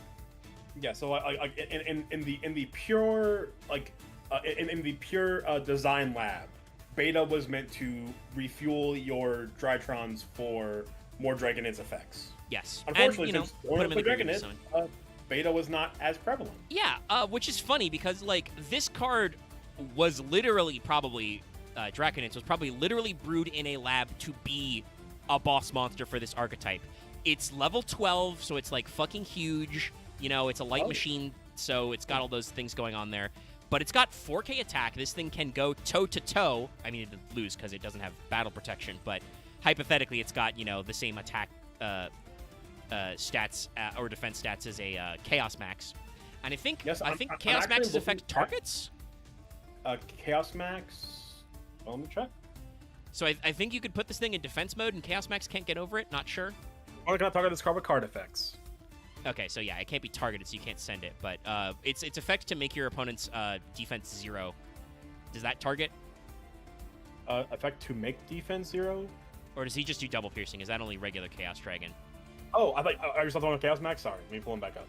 Yeah, Chaos Max. I'm wondering if like you could put Draconids in defense and Chaos Max can't get over him. I don't even see anything about reducing to 0. Okay, so yeah, that must only be on. I know Chaos Max does double piercing, but zeroing out your opponent must only be on regular Blue Eyes Chaos. Yeah, Chaos Max is only you cannot target him, and he cannot be targeted or destroyed by card effects, and double pierce. Yeah. So yeah, no. You summon Draconids in defense, and Chaos Max can't get over it. So this guy's huge. He's got a sweeper effect. He can attack all special summon monsters once, and he can send 2 cards to up to 2 cards to graveyard. Should be great. The problem is that basically, as we talked about, the people playing this deck realized in their own version of the lab, that like, okay, that's cool. What if I summon Herald of Ultimateness, who's not as big, but is also pretty big, and his effect was just big, unlimited negates. So instead of just punching out my opponent and possibly not punching him out because, God forbid they didn't summon enough monsters that you can OTK, I just made it so they can't play Yu-Gi-Oh! And then they have to give up. The designscape of Meta Drytron was tribute Benton 7 times, get a handful of 20 fairy monsters, summon Ultimateness, and your opponent cries. Yes, your opponent cannot out him because they cannot play the game of Yu-Gi-Oh! Literally. Yeah, it would be very frequent where you're going up against a fully built board on top of a fully Drytron, a bunch of Drytron advantage building a board they've built. Herald of Ultimateness and 5 or 6 fairy monsters in their hand, and you're like, well, how am I gonna play through 6 negates? I can't. Yeah, you just cannot. Yeah. So I think they ultimately Drytrons hurt themselves because Konami was like, okay, so we've developed this new alternate way to summon ritual monsters with Drytrons as an engine. We have to give them their own ritual monsters who are very nice, but we've given them this spell that also just tribute summons any ritual monster with the effect.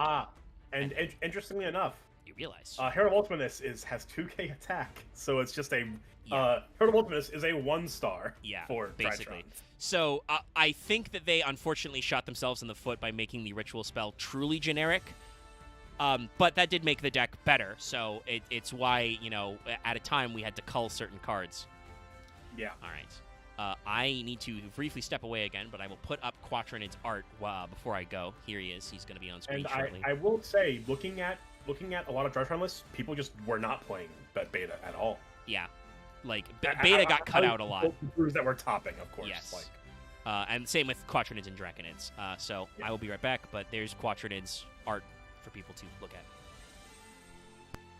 Gaze upon this Super Sentai mech that's actually was a dragon the whole time. I guess the thing is, like, would the other one be like the first form, and this be like the second form, or would this be more like the secondary mech? This is the first form because there's way less going on. Fair. Like Quadranids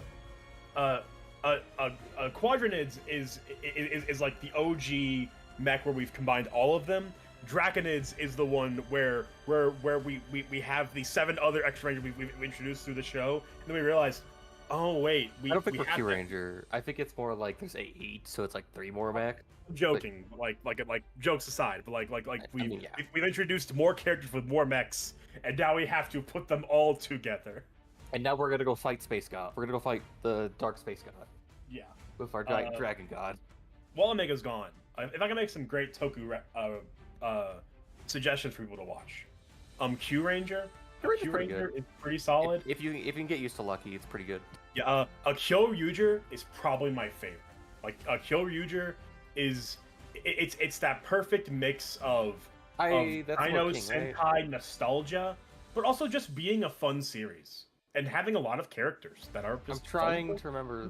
That's the dance one, right? Yeah, a Kyoryuger was the one that had. It was the one before Q Ranger that had 20 Rangers. Like Q Ranger, if you're okay with the red, you'll be okay with it. Yeah, if you don't like the red, you probably won't like the show. That's a running theme in a lot of Sentai. I will also recommend Lupat. I don't know about the endings being that great, but I think it's still a good show. Which one? Lupat. Pat Ranger. Lupat's pretty solid. It gets very messy, but it's very messy in the end. But I feel like up to that point, it's pretty solid. It's just a good. Honestly, it's more of a character show than actually a Sentai show. So I see that we've just been having the Toku hour while I've been gone. Well, it was like we made a joke about Quadranids being the very first mech, and Draconids is the mid-season final mech where we've gotten more extra rangers, and now we have to slap them all together into one. Yeah, no. Despite the fact that spoilers, they have the exact same stat line. Quatronids is a much simpler design. His head is a lot simpler, and he has less bits. Like he doesn't have any wings. I mean, they're on his arms, but you know what I mean. Like he doesn't have any extra back wings. He's posing to me like he literally is at the end of his transformation combination sequence, and he's doing the pose. Yeah, no, I can picture this guy as a CG model, like doing a roar after the sequence. Yeah, with the sparkles. Doing a roar while all the Rangers shout out his name. Quatronids. Yeah, no, it's works, perfect. actually. Like honestly, I have no notes. Like obviously, Draconids is more impressive visually, but Quatronids has that complete mecha dragon design look down, and he's good. Yeah, good colors. Draconids has many more moving parts and is still done fairly well. Quadrantids, I keep passing over that T in the end of it. Yeah, Quadrantids, much more simple, but simple can just be nice and clean, and we don't have to. We don't have to throw more details for the sake of details. So, like I said, this boy is another level 12 machine ritual monster, 4K, just as big as Draconids. You can ritual summon this with Meteonus Drytron if your opponent can't target this card with spell or trap effects, so he is the spell trapping mutant one.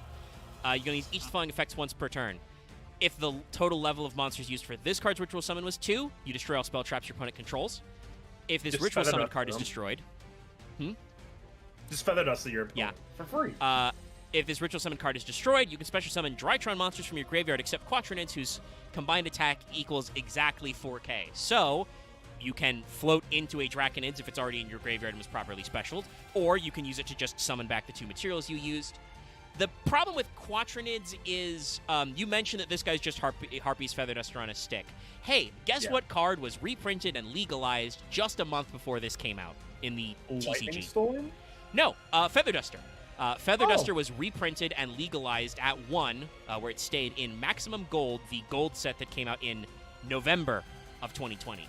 So in the TCG, In addition to playing Lightning Storm, which came out earlier that year, you could play 3 copies of that.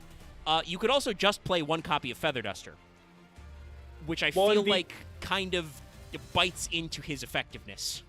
The other problem of Quadrantids is that a once-a-turn Feather Duster doesn't mean much after one or two, like one use. Yes. On summon, cool. You blow up your opponent's boards. Nice. Okay, you've removed their spell traps. Your opponent will simply just not set their spell and traps now. Yeah. So just wait. And it's another one of those things where, like, okay, cool, he replaces himself. What the fuck is your opponent doing to get rid of this guy? Yeah. I guess they could Raigeki or Lightning Storm him away because he's not protected from destruction, but it can't be targeted by spell traps. And also, he's a fucking 4K guy. Like, what are you gonna? Well, and the actual question, the actual answer is a kaiju, which doesn't Nope. proc his recycling effect. Yeah, he has to be destroyed. Also, hey, by the way, that means that even if he wasn't already targeted protected, cards that do non-destruction removal, which by the way includes Draconids, Quadrantids does lose the mirror match, but anything that sends, anything that bounces, anything that returns to returns to hand or spins back to deck, either of those formats, banishment that's not destructed, he all goes away and doesn't get his bounce back effect. I appreciate that they put it there because, like I said, this guy's pretty large. You do got to put at least 2 monsters into his construction. But I don't want to knock we so many times we get on the big assholes for not having recycling effects, and this one does. Unfortunately, for its era, 2020, just destruction recycling means nothing because there are like you want to know so who was many popular in the year non-destruction 2020? Oh yeah, sorry. I was just gonna say, you know what monster was popular in the year 2020? Red Eyes Dark Dragoon. Yeah. Who's you know a untargetable, undestructible fucker. Chaos Max is also I mean he doesn't have any other effects, but Chaos Max is also untargetable, undestructible, and is 4K. Yeah. Like Yu-Gi-Oh has a lot of big assholes, which is why kaijus exist. And as we just said, this guy is not kaijuable. I think Konami learned their lesson from cards like Draconids and Quadrantids. There are a lot of boss monsters these days that if they want to have floating effects, say stuff like, if this card is sent to your graveyard by your opponent's card or effect kind of a thing, then they're like, then I still proc. Which is very funny when those cards do happen. I've played some decks that have a few of those. I think there's actually there's some stuff in Lab that does that. There's a few of the Hungry Burger cards that I think interact in some weird ways with recycling and stuff. Yeah, it sucks to knock on a card that like by all intents and purposes is a fairly well designed card. Quadrantids in any format that is not meta is an amazing card. Unfortunately, in the metascape of what Yu-Gi-Oh was, this guy just did not make the cut. Same as Draconids. Yeah. Like it's very funny. I would love to see the world where, like, I don't know, for some reason like Herald of Ultimate in this was already banned. And in fact, I'm pretty sure didn't the OCG put him in jail specifically? Let me. I don't. I feel like the big Herald may have gone to prison. I know that Ben 10 bounced around and may have been straight up banned at one point. She definitely went to 1 for a long time. Ava obviously was banned. It's another card you can get a lot of like advantage off of. So like, I'd love to see a case where like those hits were done ahead of time and people tried to just play Drytron as an engine to make big bungus mecha dragons. Because that would probably be a lot more fair. It looks like their Ultimatus was never banned in the OCG. Let's check TCG. Okay. Pretty sure. I don't think I feel like in my mind I can picture the YGO Pro or YGO Organization article of like the grayscaled out Ultimateness. I'm only seeing Orange Light ever listed on the. I don't know why I have that picture in my head. Then maybe they used that as a gag for when Orange Light got hit. They might have. It's just a weird. It actually looks like, interestingly enough, Orange Light's been at 1 in the OCG since late 2022, whereas in the TCG, it was at 1 for like a few formats, and they brought him back, and he's fine. It's because the OCG won't just shoot Ishizu. which right. the TCG has now done like twice. Right. They shot it, and then they were like, "Oh, hold on, Agito's still twitching. Let's hit him again." They got him. They got Agito. Agito. Listen. I can't not. After hearing that as MBT's fucking alert noise for so long, I can't in my head just think. When we talk about Agito being banned, I have to think, damn, they got Agito. Agito. I don't know why. It's the one MBT meme that didn't give me a migraine. I think it's just because he's so happy to say Agito. Yeah. There's so much joy in his voice. Because it's not out of cynicism. It's just born out of fun, I guess. Yeah. He's saying a word and it has a pleasant tone. Yeah.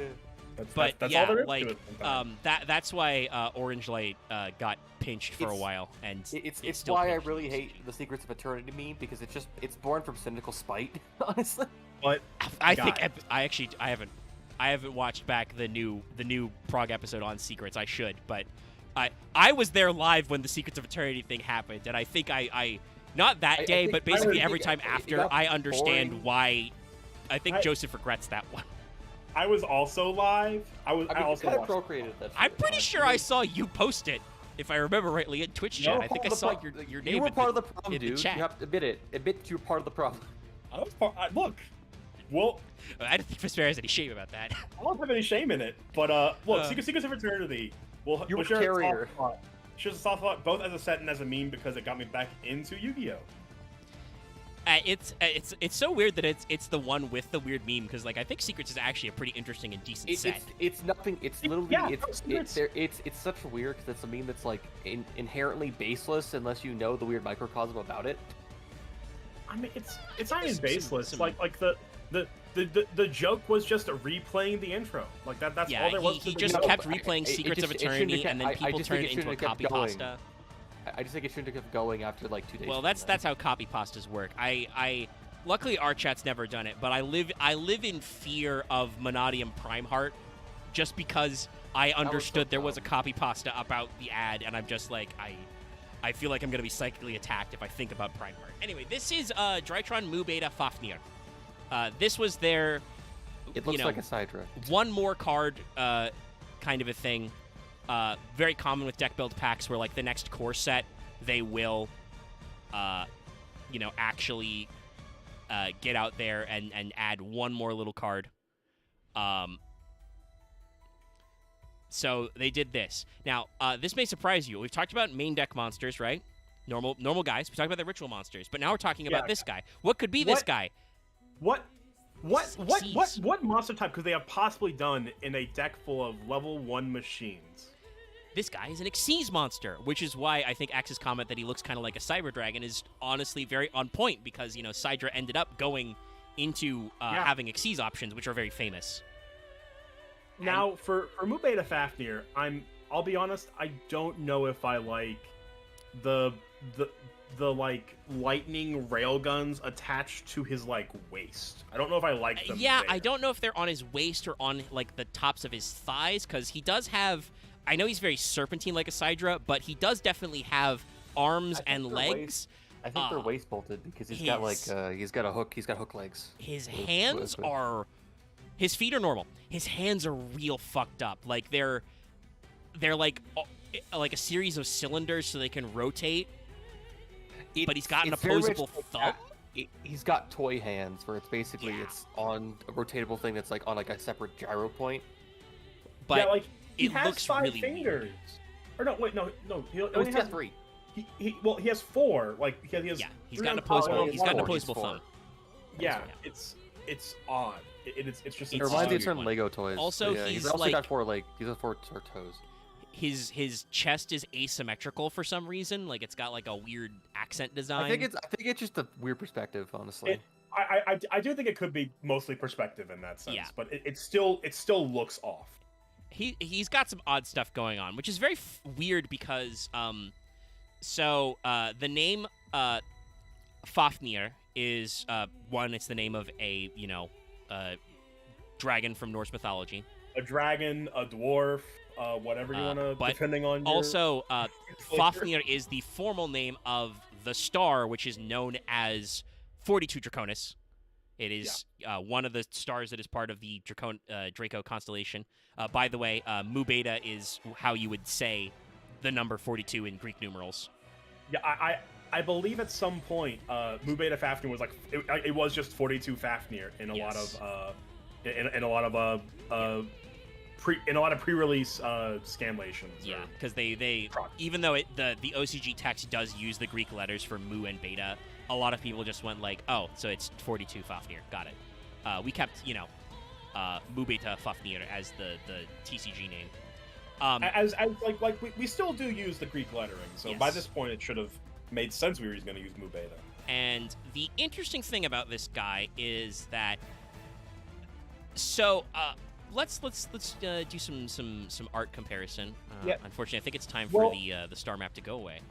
Okay, I don't know him as effect because his effect is odd in that he doesn't really have a detach effect. He is a weird guy. Condition. Yes. But so Mu Beta Fafnir is very similar art-wise, and I think it may be even supposed to be exactly the same, but it's hard to tell with this angle. That is the field spell. That is Drytron Fafnir. Yes, just Drytron Fafnir. So, they gave the field spell, which is this guy, and he is clearly the carrier for all the other guys, who are apparently mass-produced, by the way. You can see, I think, at least 2 or 3 of everybody. Yeah, there's like 2 gammas, I think.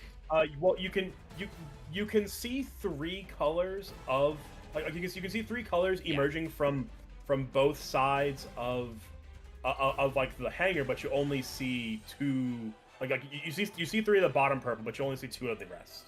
Yeah, but the designs are all similar. So yeah, though no, the field spell version does not have the guns, so I do actually think that this is supposed to be different points in the timeline. I guess at some point they were like, ah, shit, we need to weaponize our carrier. Look, we made the joke earlier.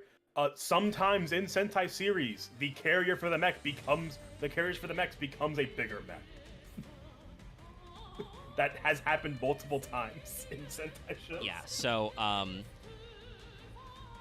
the field spell is fucking weird, but it's like its effect reads like a field spell, but it does not look like a field spell. But the field spell, Drytron Fafnir says, when this card is activated, add a Drytron spell trap from your deck to your hand, except Fafnir, so it adds Meteonis usually. The activation and activated effects of ritual spell cards can't be negated. Very funny effect. So it's supposed to be like not invocation. I fucking forgot the name of the field spell for Alistair. Magical Meltdown. Yes, Magical Meltdown. Thank you. I was like, not magical something. That's actually a card. Yeah, so it's like Magical Meltdown for ritual spells. Also, once per turn, if a monster is normal or special summoned while you control a face-up Drytron monster, except during the damage step, you can reduce that monster's level by 1 per 1,000 of its current attack, minimum 1 for the rest of this turn, which is a really weird floodgate effect. Like the idea is it reduces your monsters to be like level 1 for like, making your ritual spells work, but also it fucks up your opponent's levels. It's very Mischief of the Gnomes. But it's only it's a soft once per turn on a spell. It's a hard once per turn to activate, and is also a field spell. So like, I guess you'd have to really know on your opponent's turn when you want to hit him with the level down. Sometimes you just got a Metaverse or Demise of the Land Fafnir out after they destroyed your first one. True.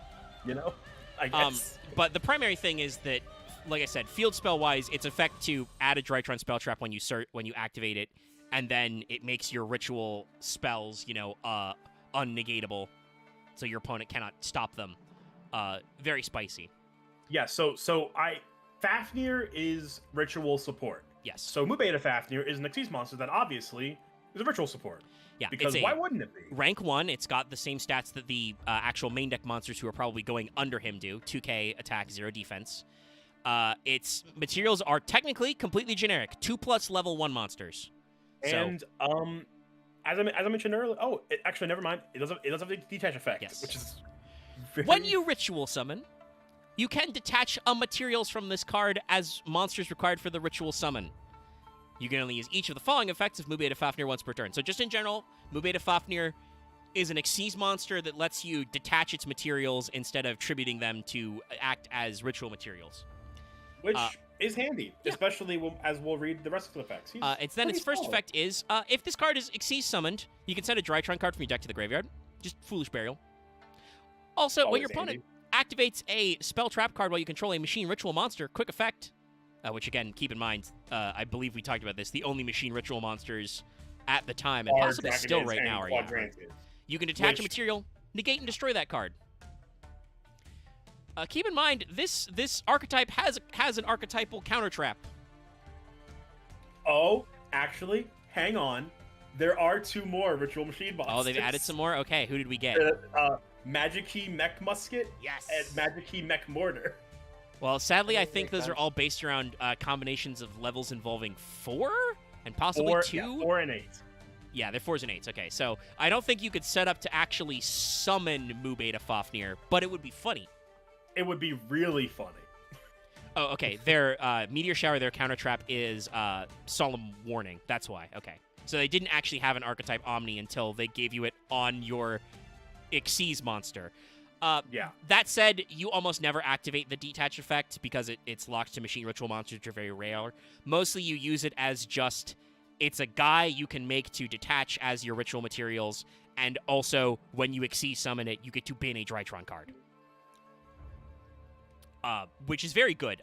Again, this was their +1 card. This came out in Lightning Overdrive in 2021, and the deck was already pretty gassed up at launch.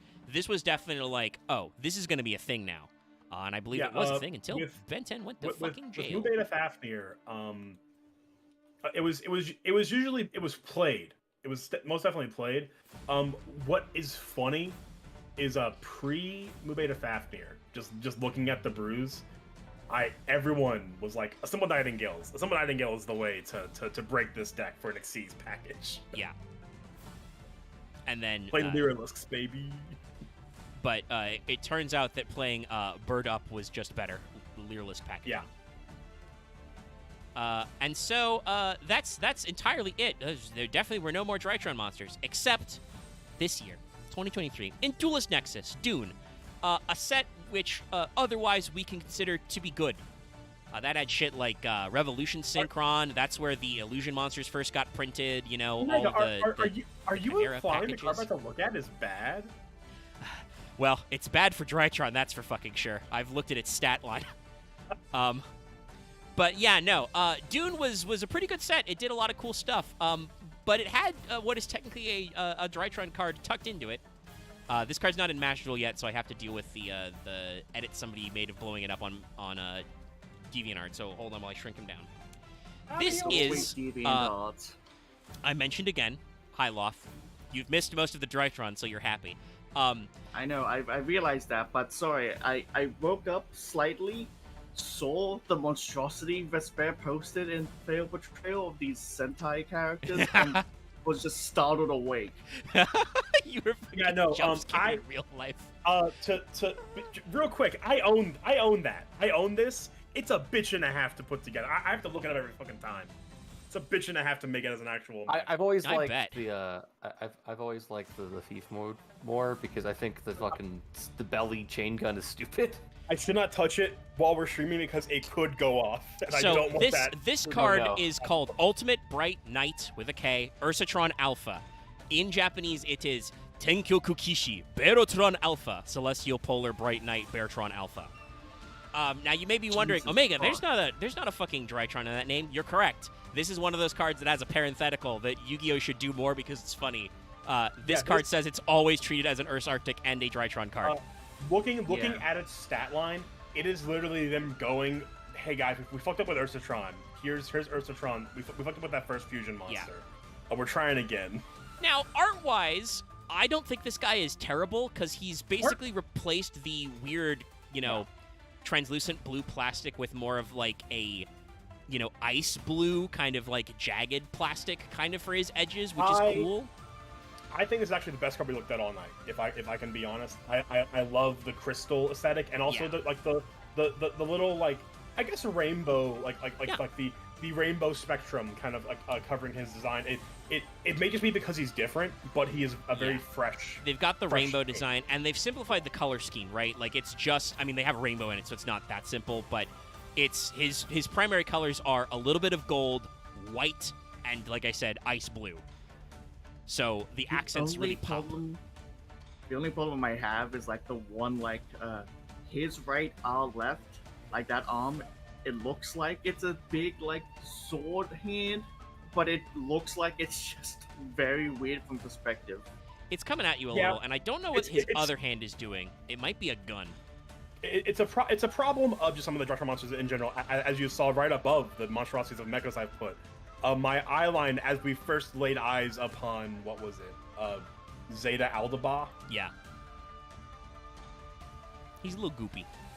Yeah. Not literally, but like there's definitely some like jump scare technology in this card art where you just look at that I'm scared blade point technology. and just be like, "Huh, it's coming right at me." You know, the cards are supposed to be holographic. But this guy. That's the same stat line. Spoiler. As This guy's Overwatch gonna. versus Tron. Yeah. Spoilers. This guy's gonna suck ass. This is a water machine level 7 with 2,000 attack and 700 defense. It can't be normal summoned or set, so it does at least have that going for it in Drytron. It meets Drytron's own like searching and summoning requirements. It can still be summoned after you've activated the Drytron effect. But you know what? Fair enough. Good on you. And it must be special summoned by any card effect. So, unlike the Drytrons, it's technically generic. It says if you control an Ursarctic or Drytron monster, except Ursatron Alpha, you can special summon this card from your hand. So hand only, not graveyard like Drytrons. And then you can add a Ursarctic or Drytron spell trap from your deck to your hand. You can use this effect of Ultimate Bright Knight once per turn. So, on the one hand, this is a much better way of bringing the two archetypes together by just letting you summon it whenever you have a Ursarctic or a Drytron. The problem is that fundamentally, Drytrons and Ursarctics are not compatible. They don't go together. They never were. None of the Ursarctics are ritual monsters, and they don't actually care about having a level 1 monster because the way they synchro summon their level 1 tuner is you put a 7 and an 8, and you do, like, dark synchro type things. So it just doesn't go together. And this guy, unfortunately, completely cocks up your big ritual boss monsters in Drytron because he's level 7. Which means that you don't get their cool effects when you would only use 2-level monsters for it. So, yeah, okay, you get an extender to get a free special summon of a Drytron spell trap, which technically Drytron monsters don't have. They can only search ritual spells or ritual monsters with their normal card effects. Yeah, so it's interesting in that in Design Sphere, Ursatron Alpha is a level 1 for Ursarctic. But for Drytron, he's a level 7, which, like you said, just sucks fucking ass. It just doesn't do anything. He's a water machine, so, like, all of your light machine support doesn't work. You can't, like, search this guy with Cyber Emergency and shit. So, I appreciate that they remembered that this was a thing, and they tried to, like, improve upon it. It still doesn't do anything for Drytron other than is just, like, a weird searcher, and there's no reason to play him. You've already got all the searching you can need. Fucking, I think you can play one... Hal, have we let Ben 10 all the way out of jail now? Can you play 3 Ben 10 in the TCG? Let me open pages until I get back to the historic chart. Ben 10 is at 3. Yeah, she's been at 3 since post Drytron. Basically, you can play full power Drytron, except that you can only have actually no, we're back up to 3 Herald of Orange Light as well. So the only thing you're missing out is Ava. Like, it's fine. It doesn't mean anything. So let's talk about some spell traps so we can scoodle on out of here. Some of these have some interesting card arts. First up, alphabetically, is Drytron Asterism. So we want to talk about your eye not knowing what the fuck to do. So this is Zeta, who's already confusing as fuck. Blocking some sort of nondescript laser blast for his buddies. But that means that there's a lot of fucking streaks of light in here. I'm gonna be honest. Batman. I made the joke earlier. This is literally the like color palette of the new raid they showed off for Dawn Trail, the Arcadion. Like, this is a fucking gamer PC of a Yu-Gi-Oh card. Yeah. Well, like This it's. Oh, yeah, well. this looks like the fucking kind of CG nightmare you'd see from a Hollywood mess of a movie. Yeah. This was cooked too long in the VFX house. It's definitely just because I guess finished up my 14 dailies. I'm getting I look at this guy like the way this card art. I'm just for being like the weird crystals that have the rainbow lens flare around them in Meg. It's fucking bizarre. Yeah, it's just this is some weird shit going on. And also, unfortunately, this card is this is a problem you're going to see with a few Drytron spell traps. Drytron monsters, great engine. Drytron Meteos, their ritual spell, really good. Fafnir, Yep. pretty all right. Most of their other spell traps are definitely not as impressive as their monster effects. This is Drytron Asterism.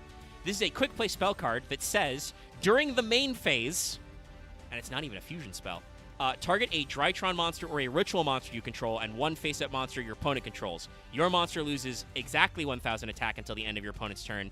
If it does, destroy the opponent's monster. You can only activate one Asterism per turn. So it is a main phase only quick effect pop that requires you to have a Drytron monster or a ritual monster on board that you control. And then you have to make yourself 1,000 attack smaller on your opponent's turn, which is probably not the best time to do that. It's a little clunky.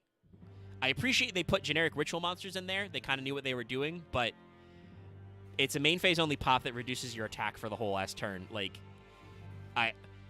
that better be a really key interrupt, is what I'll say.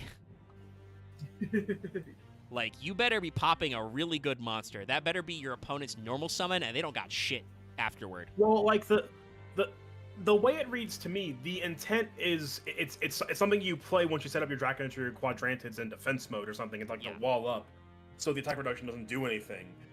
But still, and again, that's also very like for Quatrinids, that's fine. Quatrinids is basically baiting your opponent to be like, "Hey, try and destroy me." Draconids is an OTK sweeper, right? Like you want him to be in attack mode and attacking. So it's like it's weird.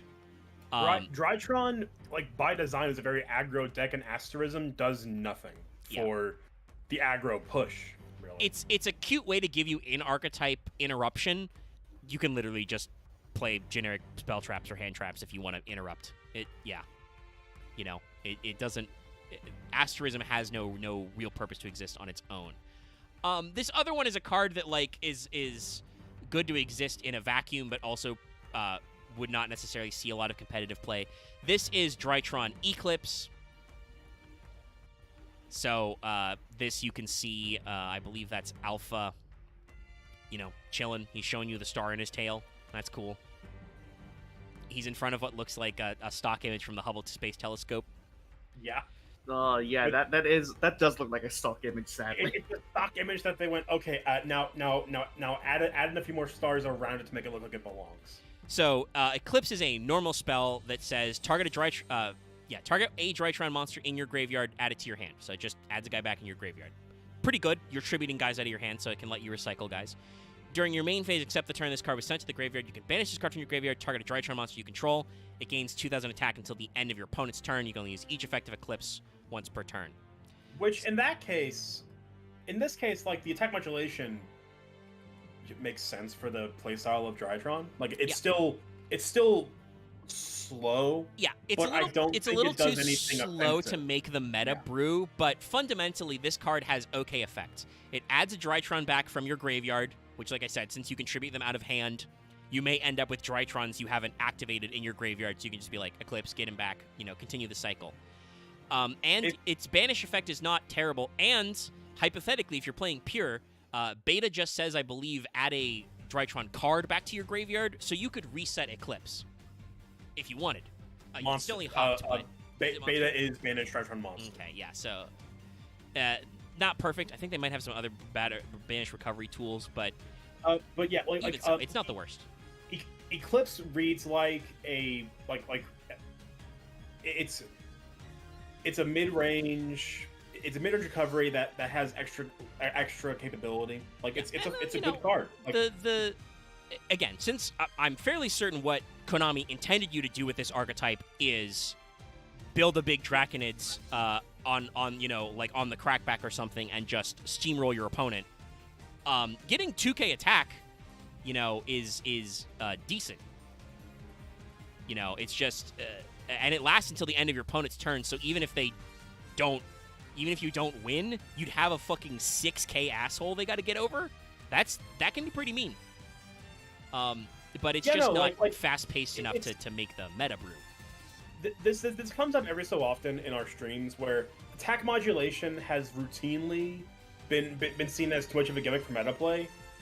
Attack modulation can do a lot.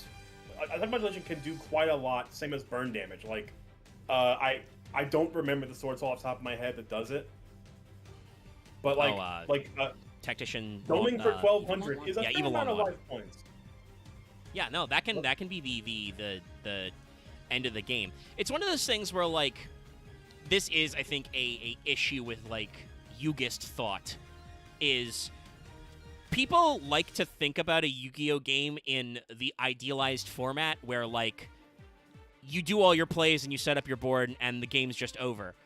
The problem is that there's so much interaction, interruption, and just weird shit in Yu-Gi-Oh! That there are going to be a lot of times where you're going to miss lethal, right? It happens. It happens all the time. Funny enough, earlier today I was in a duel. I missed lethal by 100 points. I'm like, damn it! And I realized, oh wait, I have my fusion formation set. I can summon my fusion monster and dome them for 200 to win for game. Yeah, no, there are going to be weird edge cases like that, and gaining 2K attack for 2 turns. That's not insignificant. It's just the problem is that, like we said, the people took Drytron and took it from a aggro combo deck and turned it into a combo control deck. Yeah. Where you do a big long Drytron loop and then you end up with a Herald of Ultimateness and your opponent cries. A combo control deck that doesn't want to play past turn 3 because they want to make an Ultimateness with 5 negates. And basically, the Drytron strategy is... and it was really strong in Master Duel because the Drytron strategy is make a Herald of Ultimateness with 9 billion negates and be like, you didn't have a Kaiju?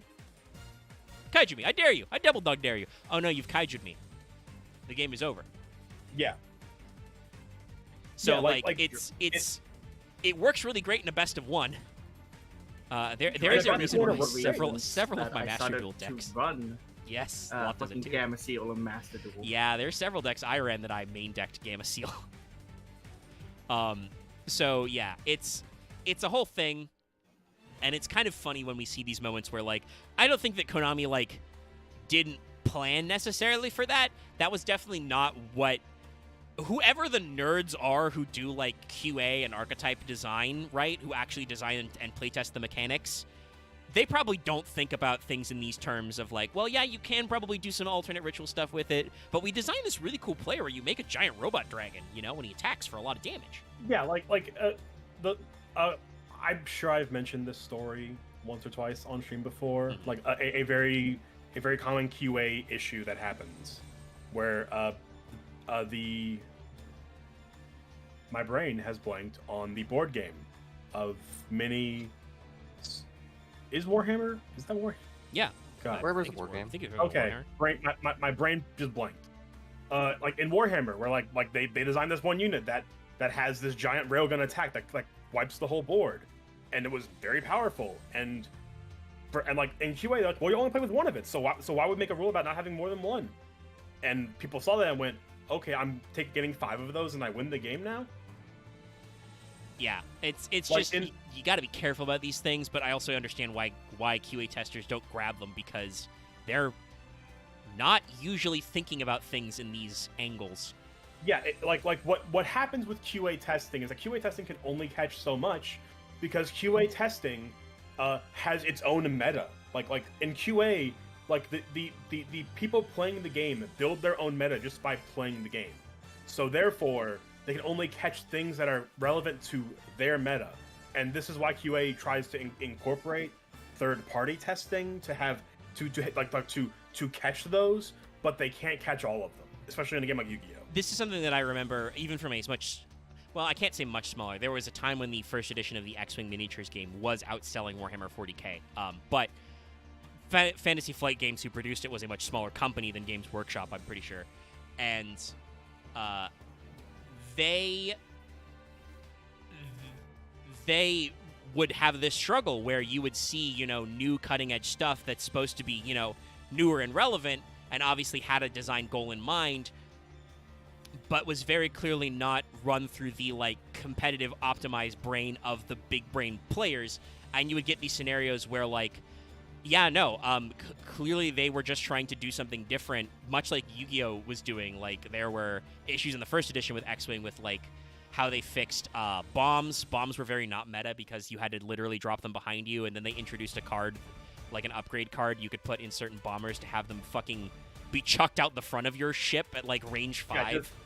Yeah, chuck the bombs right in front of your enemy ships. Yeah, and then they released this also with really good bombs, because older bombs were, designed in, the first wave of miniatures. So, and then people were like, hey, should this be our meta? Should our meta just be throwing bombs? Is that X-Wing?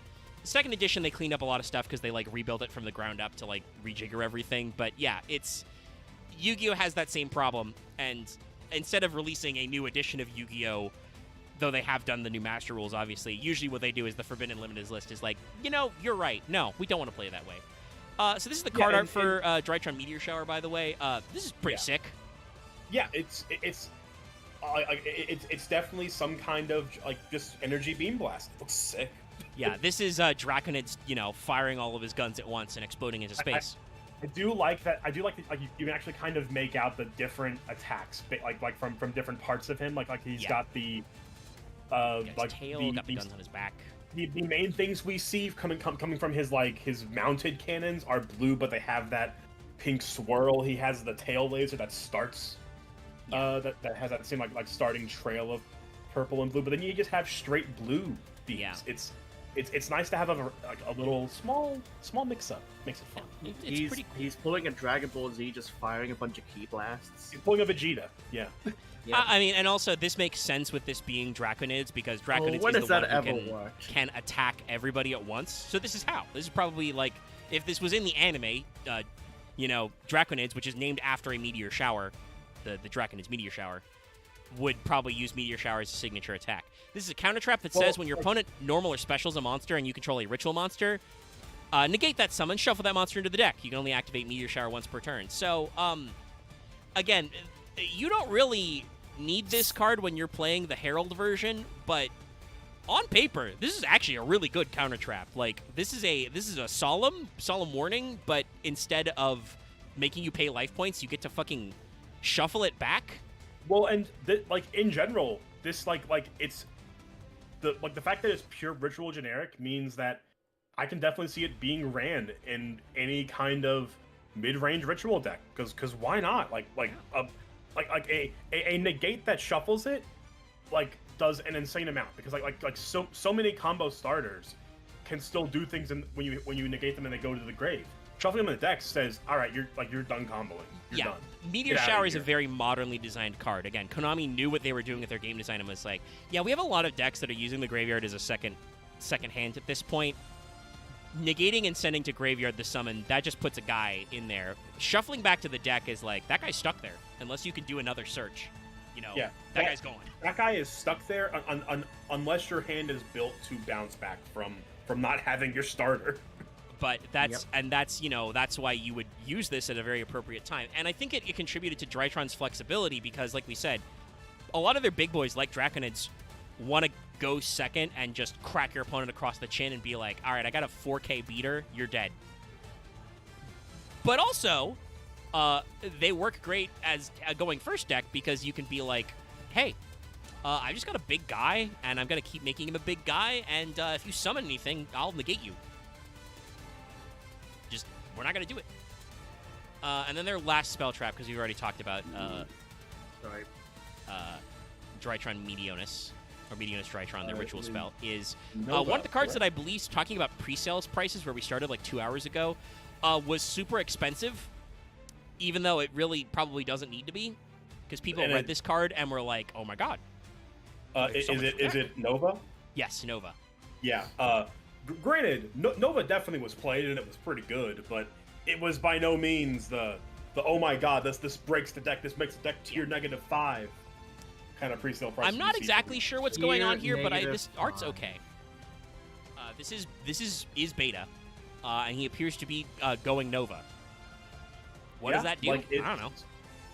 Yeah. Cool, though. Well, it's doing something, but It's very the gold flare works. Like I don't think I would like this as a regular monster design, but for an action card of what the spell's doing. It's When good- a it's a good lot one-off. of Yu-Gi-Oh spell traps do suffer from the problem of just showing you a card or 2 card, monsters just standing around. This is like, no, okay, this is dynamic. There's actually a reason why this card art is different. That's good.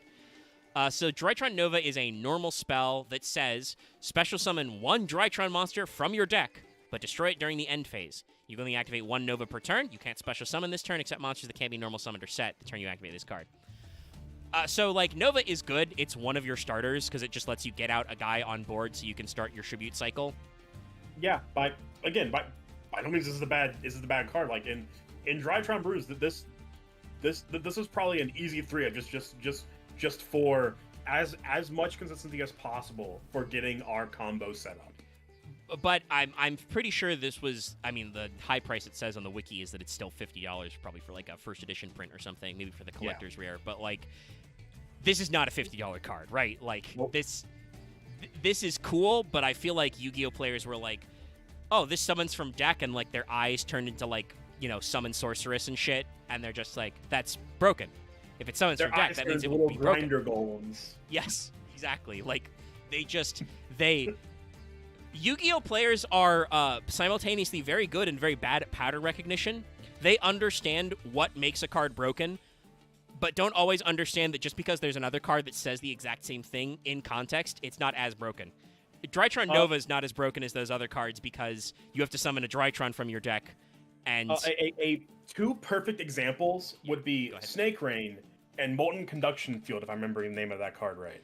yes, Conduction Field is the one Because for Flamvels. Snake Rain reads Foolish Burial 5 reptile monsters. I'm like, that sounds amazing. Painful choice, that reptiles. can move me the game. Unfortunately, reptiles suck ass. All respect the reptile archetype, the reptile subtype. It has so many good ideas and decks, but none of them. We'll get to talk about it because Ogdoadic Yeah. was a deck build pack. We're going to talk about the time Konami tried to make reptiles meta and why it just didn't have the juice. And they're trying again, but they're But I trying don't it by think making basically plant and insect was already a thing. There's already a couple cards that are like plant or Oh, insects. okay, I did see that. They're Yeah. trying to make Tri Brigade with insect, plants, and reptiles, right? Yes, they've previewed a new archetype in the next OCG set, which is insect, plants, and reptiles. They've added reptiles to that mix-up, and I'm like, that's probably a good home for reptiles to make them into another tri-type with insects and plants. Plants and insects, I think, have had a little better success than reptiles, but they've also had some stinkers, so that's definitely a good space for them to be in, and we'll see if it works. Some of them, look metal as hell, so we'll see. But yeah. So yeah, and that is Drytron. Literally every single one of the cards I've just mentioned, except for Mu Beta Fafnir and Ursatron Alpha, all of these were in Genesis Impact. This was a card archetype that was very strong straight out the gate. Yeah. And honestly, as I said, they got a top this year. Doesn't necessarily need more support. Anytime you can find a good ritual deck, you can probably try and make a Drytron package work with it, so long as it doesn't, conflict overly. So it's a very interesting, setup to see where it's gone. And like I said, anytime they want to print more, there's so many more named stars. They could just add extra effects. Hell, if you're so hard up for a spell trap search, maybe print a normal Drytron monster that searches a Drytron spell trap when summoned.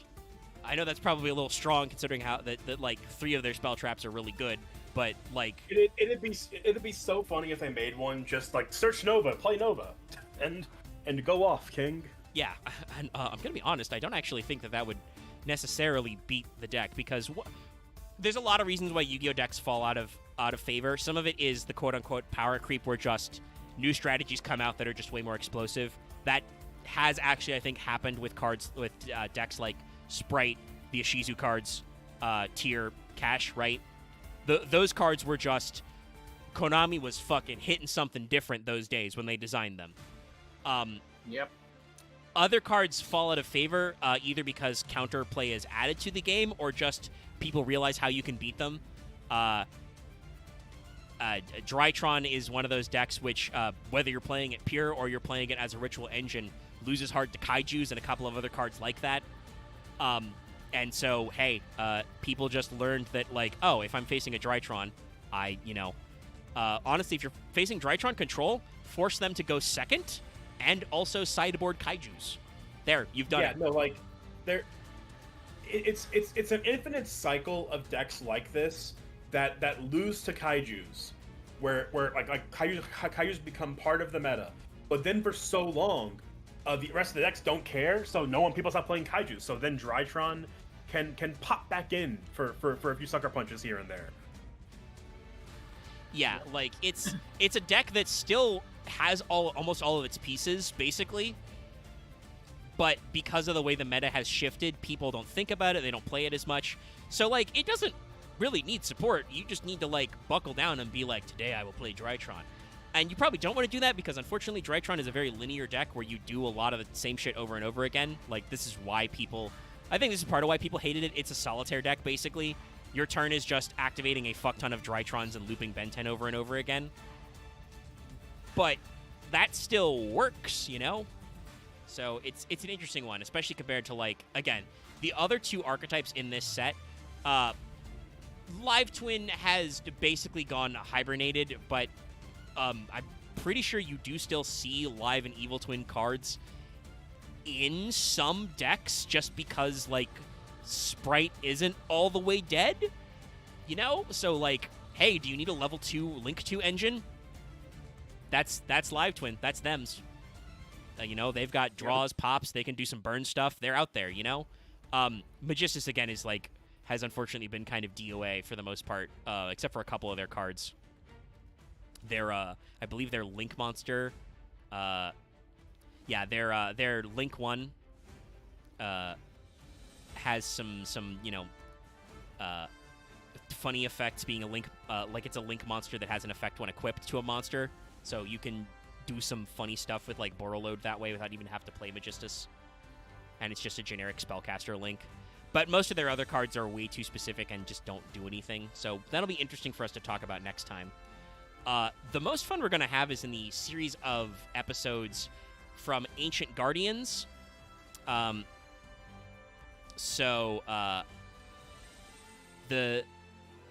Ancient Guardians that's the Ogdoadic Sulfachord Urs Arctic set.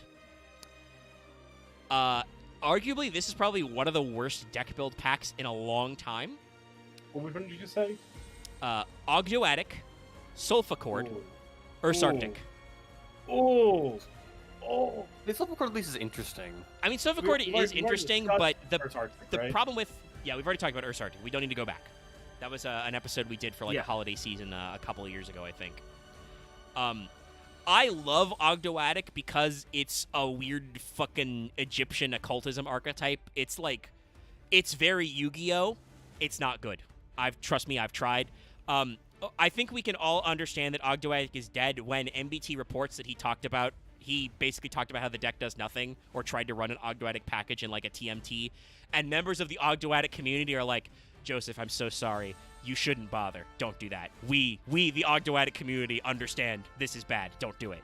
Yeah, we've all given up. Yeah, basically.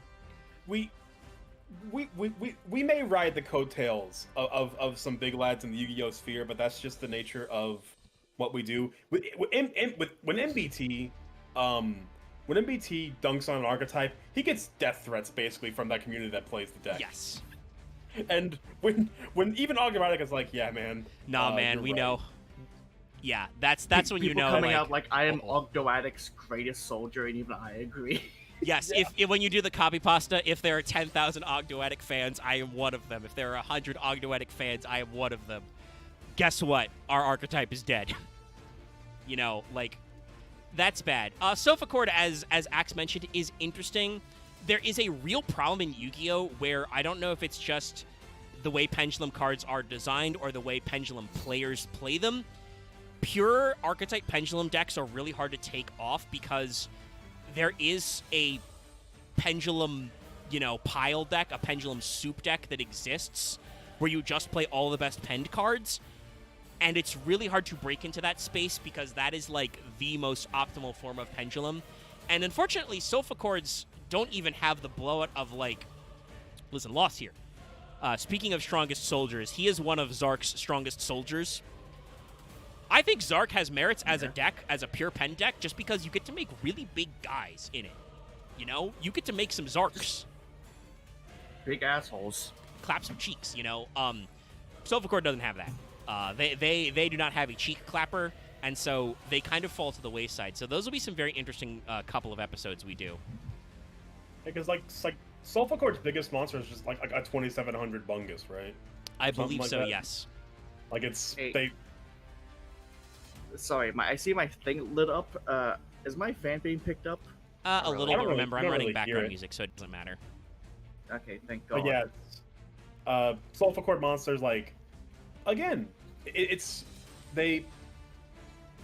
I remember seeing these cards, really liking them, and I just never got around to taking a look at them. I might brew something up to kind of They see what tried they to do. give them a couple of support. And then I think they just basically tried again with the, like, Pendulum Scales but musical theme with the Valmonicas later. Yeah. Like, that was just clearly, like, okay, Konami was like, okay, you didn't like the first time we did this, but we're going to do it again. Before we get on out of here, because we have been going for over 2 hours, I was thinking about talking about the new Flame Swordsman cards, but we don't need Only to. like 5 of them. I mean, no, these are the only brand new cards that aren't imports or reprints, so there's like a full 6 or 7 of them. They're trying to make it a full archetype. Chain.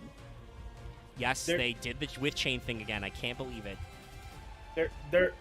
There's a good enough chunk of Flame Swordsman cards. They probably should end up getting their own episode. Because like by the time we get to them, they might even get more support. Yeah. And honestly, I think they're not awful just because thanks to Infernobles, Fire Warrior is a thing. Like, I don't think they're going to beat just playing Infernoble, but like if you were a really big Flame Swordsman fan, there's probably enough for you to start cooking, But I do want to mention that it is a new month, so we're running a Patreon poll for Fail Portrayal. I've summoned forth the Brain Trust, and we've collected all the things. Unfortunately, this month I have chosen violence. Exactly 1 year ago in January, I suggested Harpy for the Patreon poll, and it won. And I was like, oh, did we already do Harpy? Yeah, we did Harpy last January. What else could we do? Let's put Amazonas in there. So, shocking nobody, Muscle Mommies is winning the poll right now with 6 votes. You still got, almost 2 weeks. You got about 11 days left. Oh my God, I need to know, how many votes did Goatee get? Goatee is currently at 0, which is weird because I feel like they got I voted 3 for votes it. last time. Are you sure you did? Because it's not. There's 0 votes in my poll. Make sure you authorized it. They've taken your vote, Axe, and given it to Amazons. No, because stop. I'm looking at it. The Oh, Patreon okay, app is fuck fucking. you. The Patreon app is fucked because it's like it doesn't do polls. Well, don't use the app. Go to patreon.com. Well, half the time I can't. I mean, you can do it right now, right? You just go to patreon.com. I mean, yes, I can. But yeah, no, on my end, on the Patreon coordinator back end, Goatee is at 0. Speedride and Trap Chicks are tied at 2. Viacroid is at 1. And like I said, Amazon is 6, so we're fucking gassed up. But you got like 11, you got about a week left. 6 days total. There's 11 votes total. You still got like a week left if, you want to double check that your vote is in or you haven't voted. Hypothetically, that could still be swung, But yeah, like I said, I inadvertently chose violence. I should have presumed that our audience would be like, Amazon? Hell yeah. They are waifuists and also nostalgists, which is that's a dangerous combination, but I won't say why. But that'll be fun because I have run Amazon, pulling the cards out of Prague series to no effect. I have run back Amazon on Master Duel, so like I'll have some actual input. But that's where our polls are at, so we'll see you next time for Magistus, which will be funny because we'll get to, much like with Witchcrafters, we'll get to talk more about how Endymion and Alistair's are kind of fuck-ups, and their best friend like exploded into a fire dragon. Was it on purpose? I don't know. But that'll be where we wrap up the episode for now. Thank you so much for everybody tuning in. We'll catch you next week for more Failed Portrayal. And while I understand it's a very different kind of content, it's also still very entertaining. You can expect to hear most, if not all, of these voices tomorrow on Final Fantasy XIV, where after a brief tour to finish 5.2, I will begin patch 5.3, which I am assured will be, riveting to the audience and also to me. So check that out. It has been recommended that you started early. Yeah, I will be starting the stream at 8 instead of at 8:30 my time to be relatively juiced up. Get the extra time. Yeah, we'll just get into it. So look forward to that. Also, hey, as a previous stream, yesterday, Lucky and I finished streaming Final Fantasy VII Remake. It was 2 episodes for the DLC, just like I thought it would be. So check that out, and also leave your recommendations for what Monday game we should stream next. That's it for me, folks. I'll be seeing you later. Good night, everybody. Good night.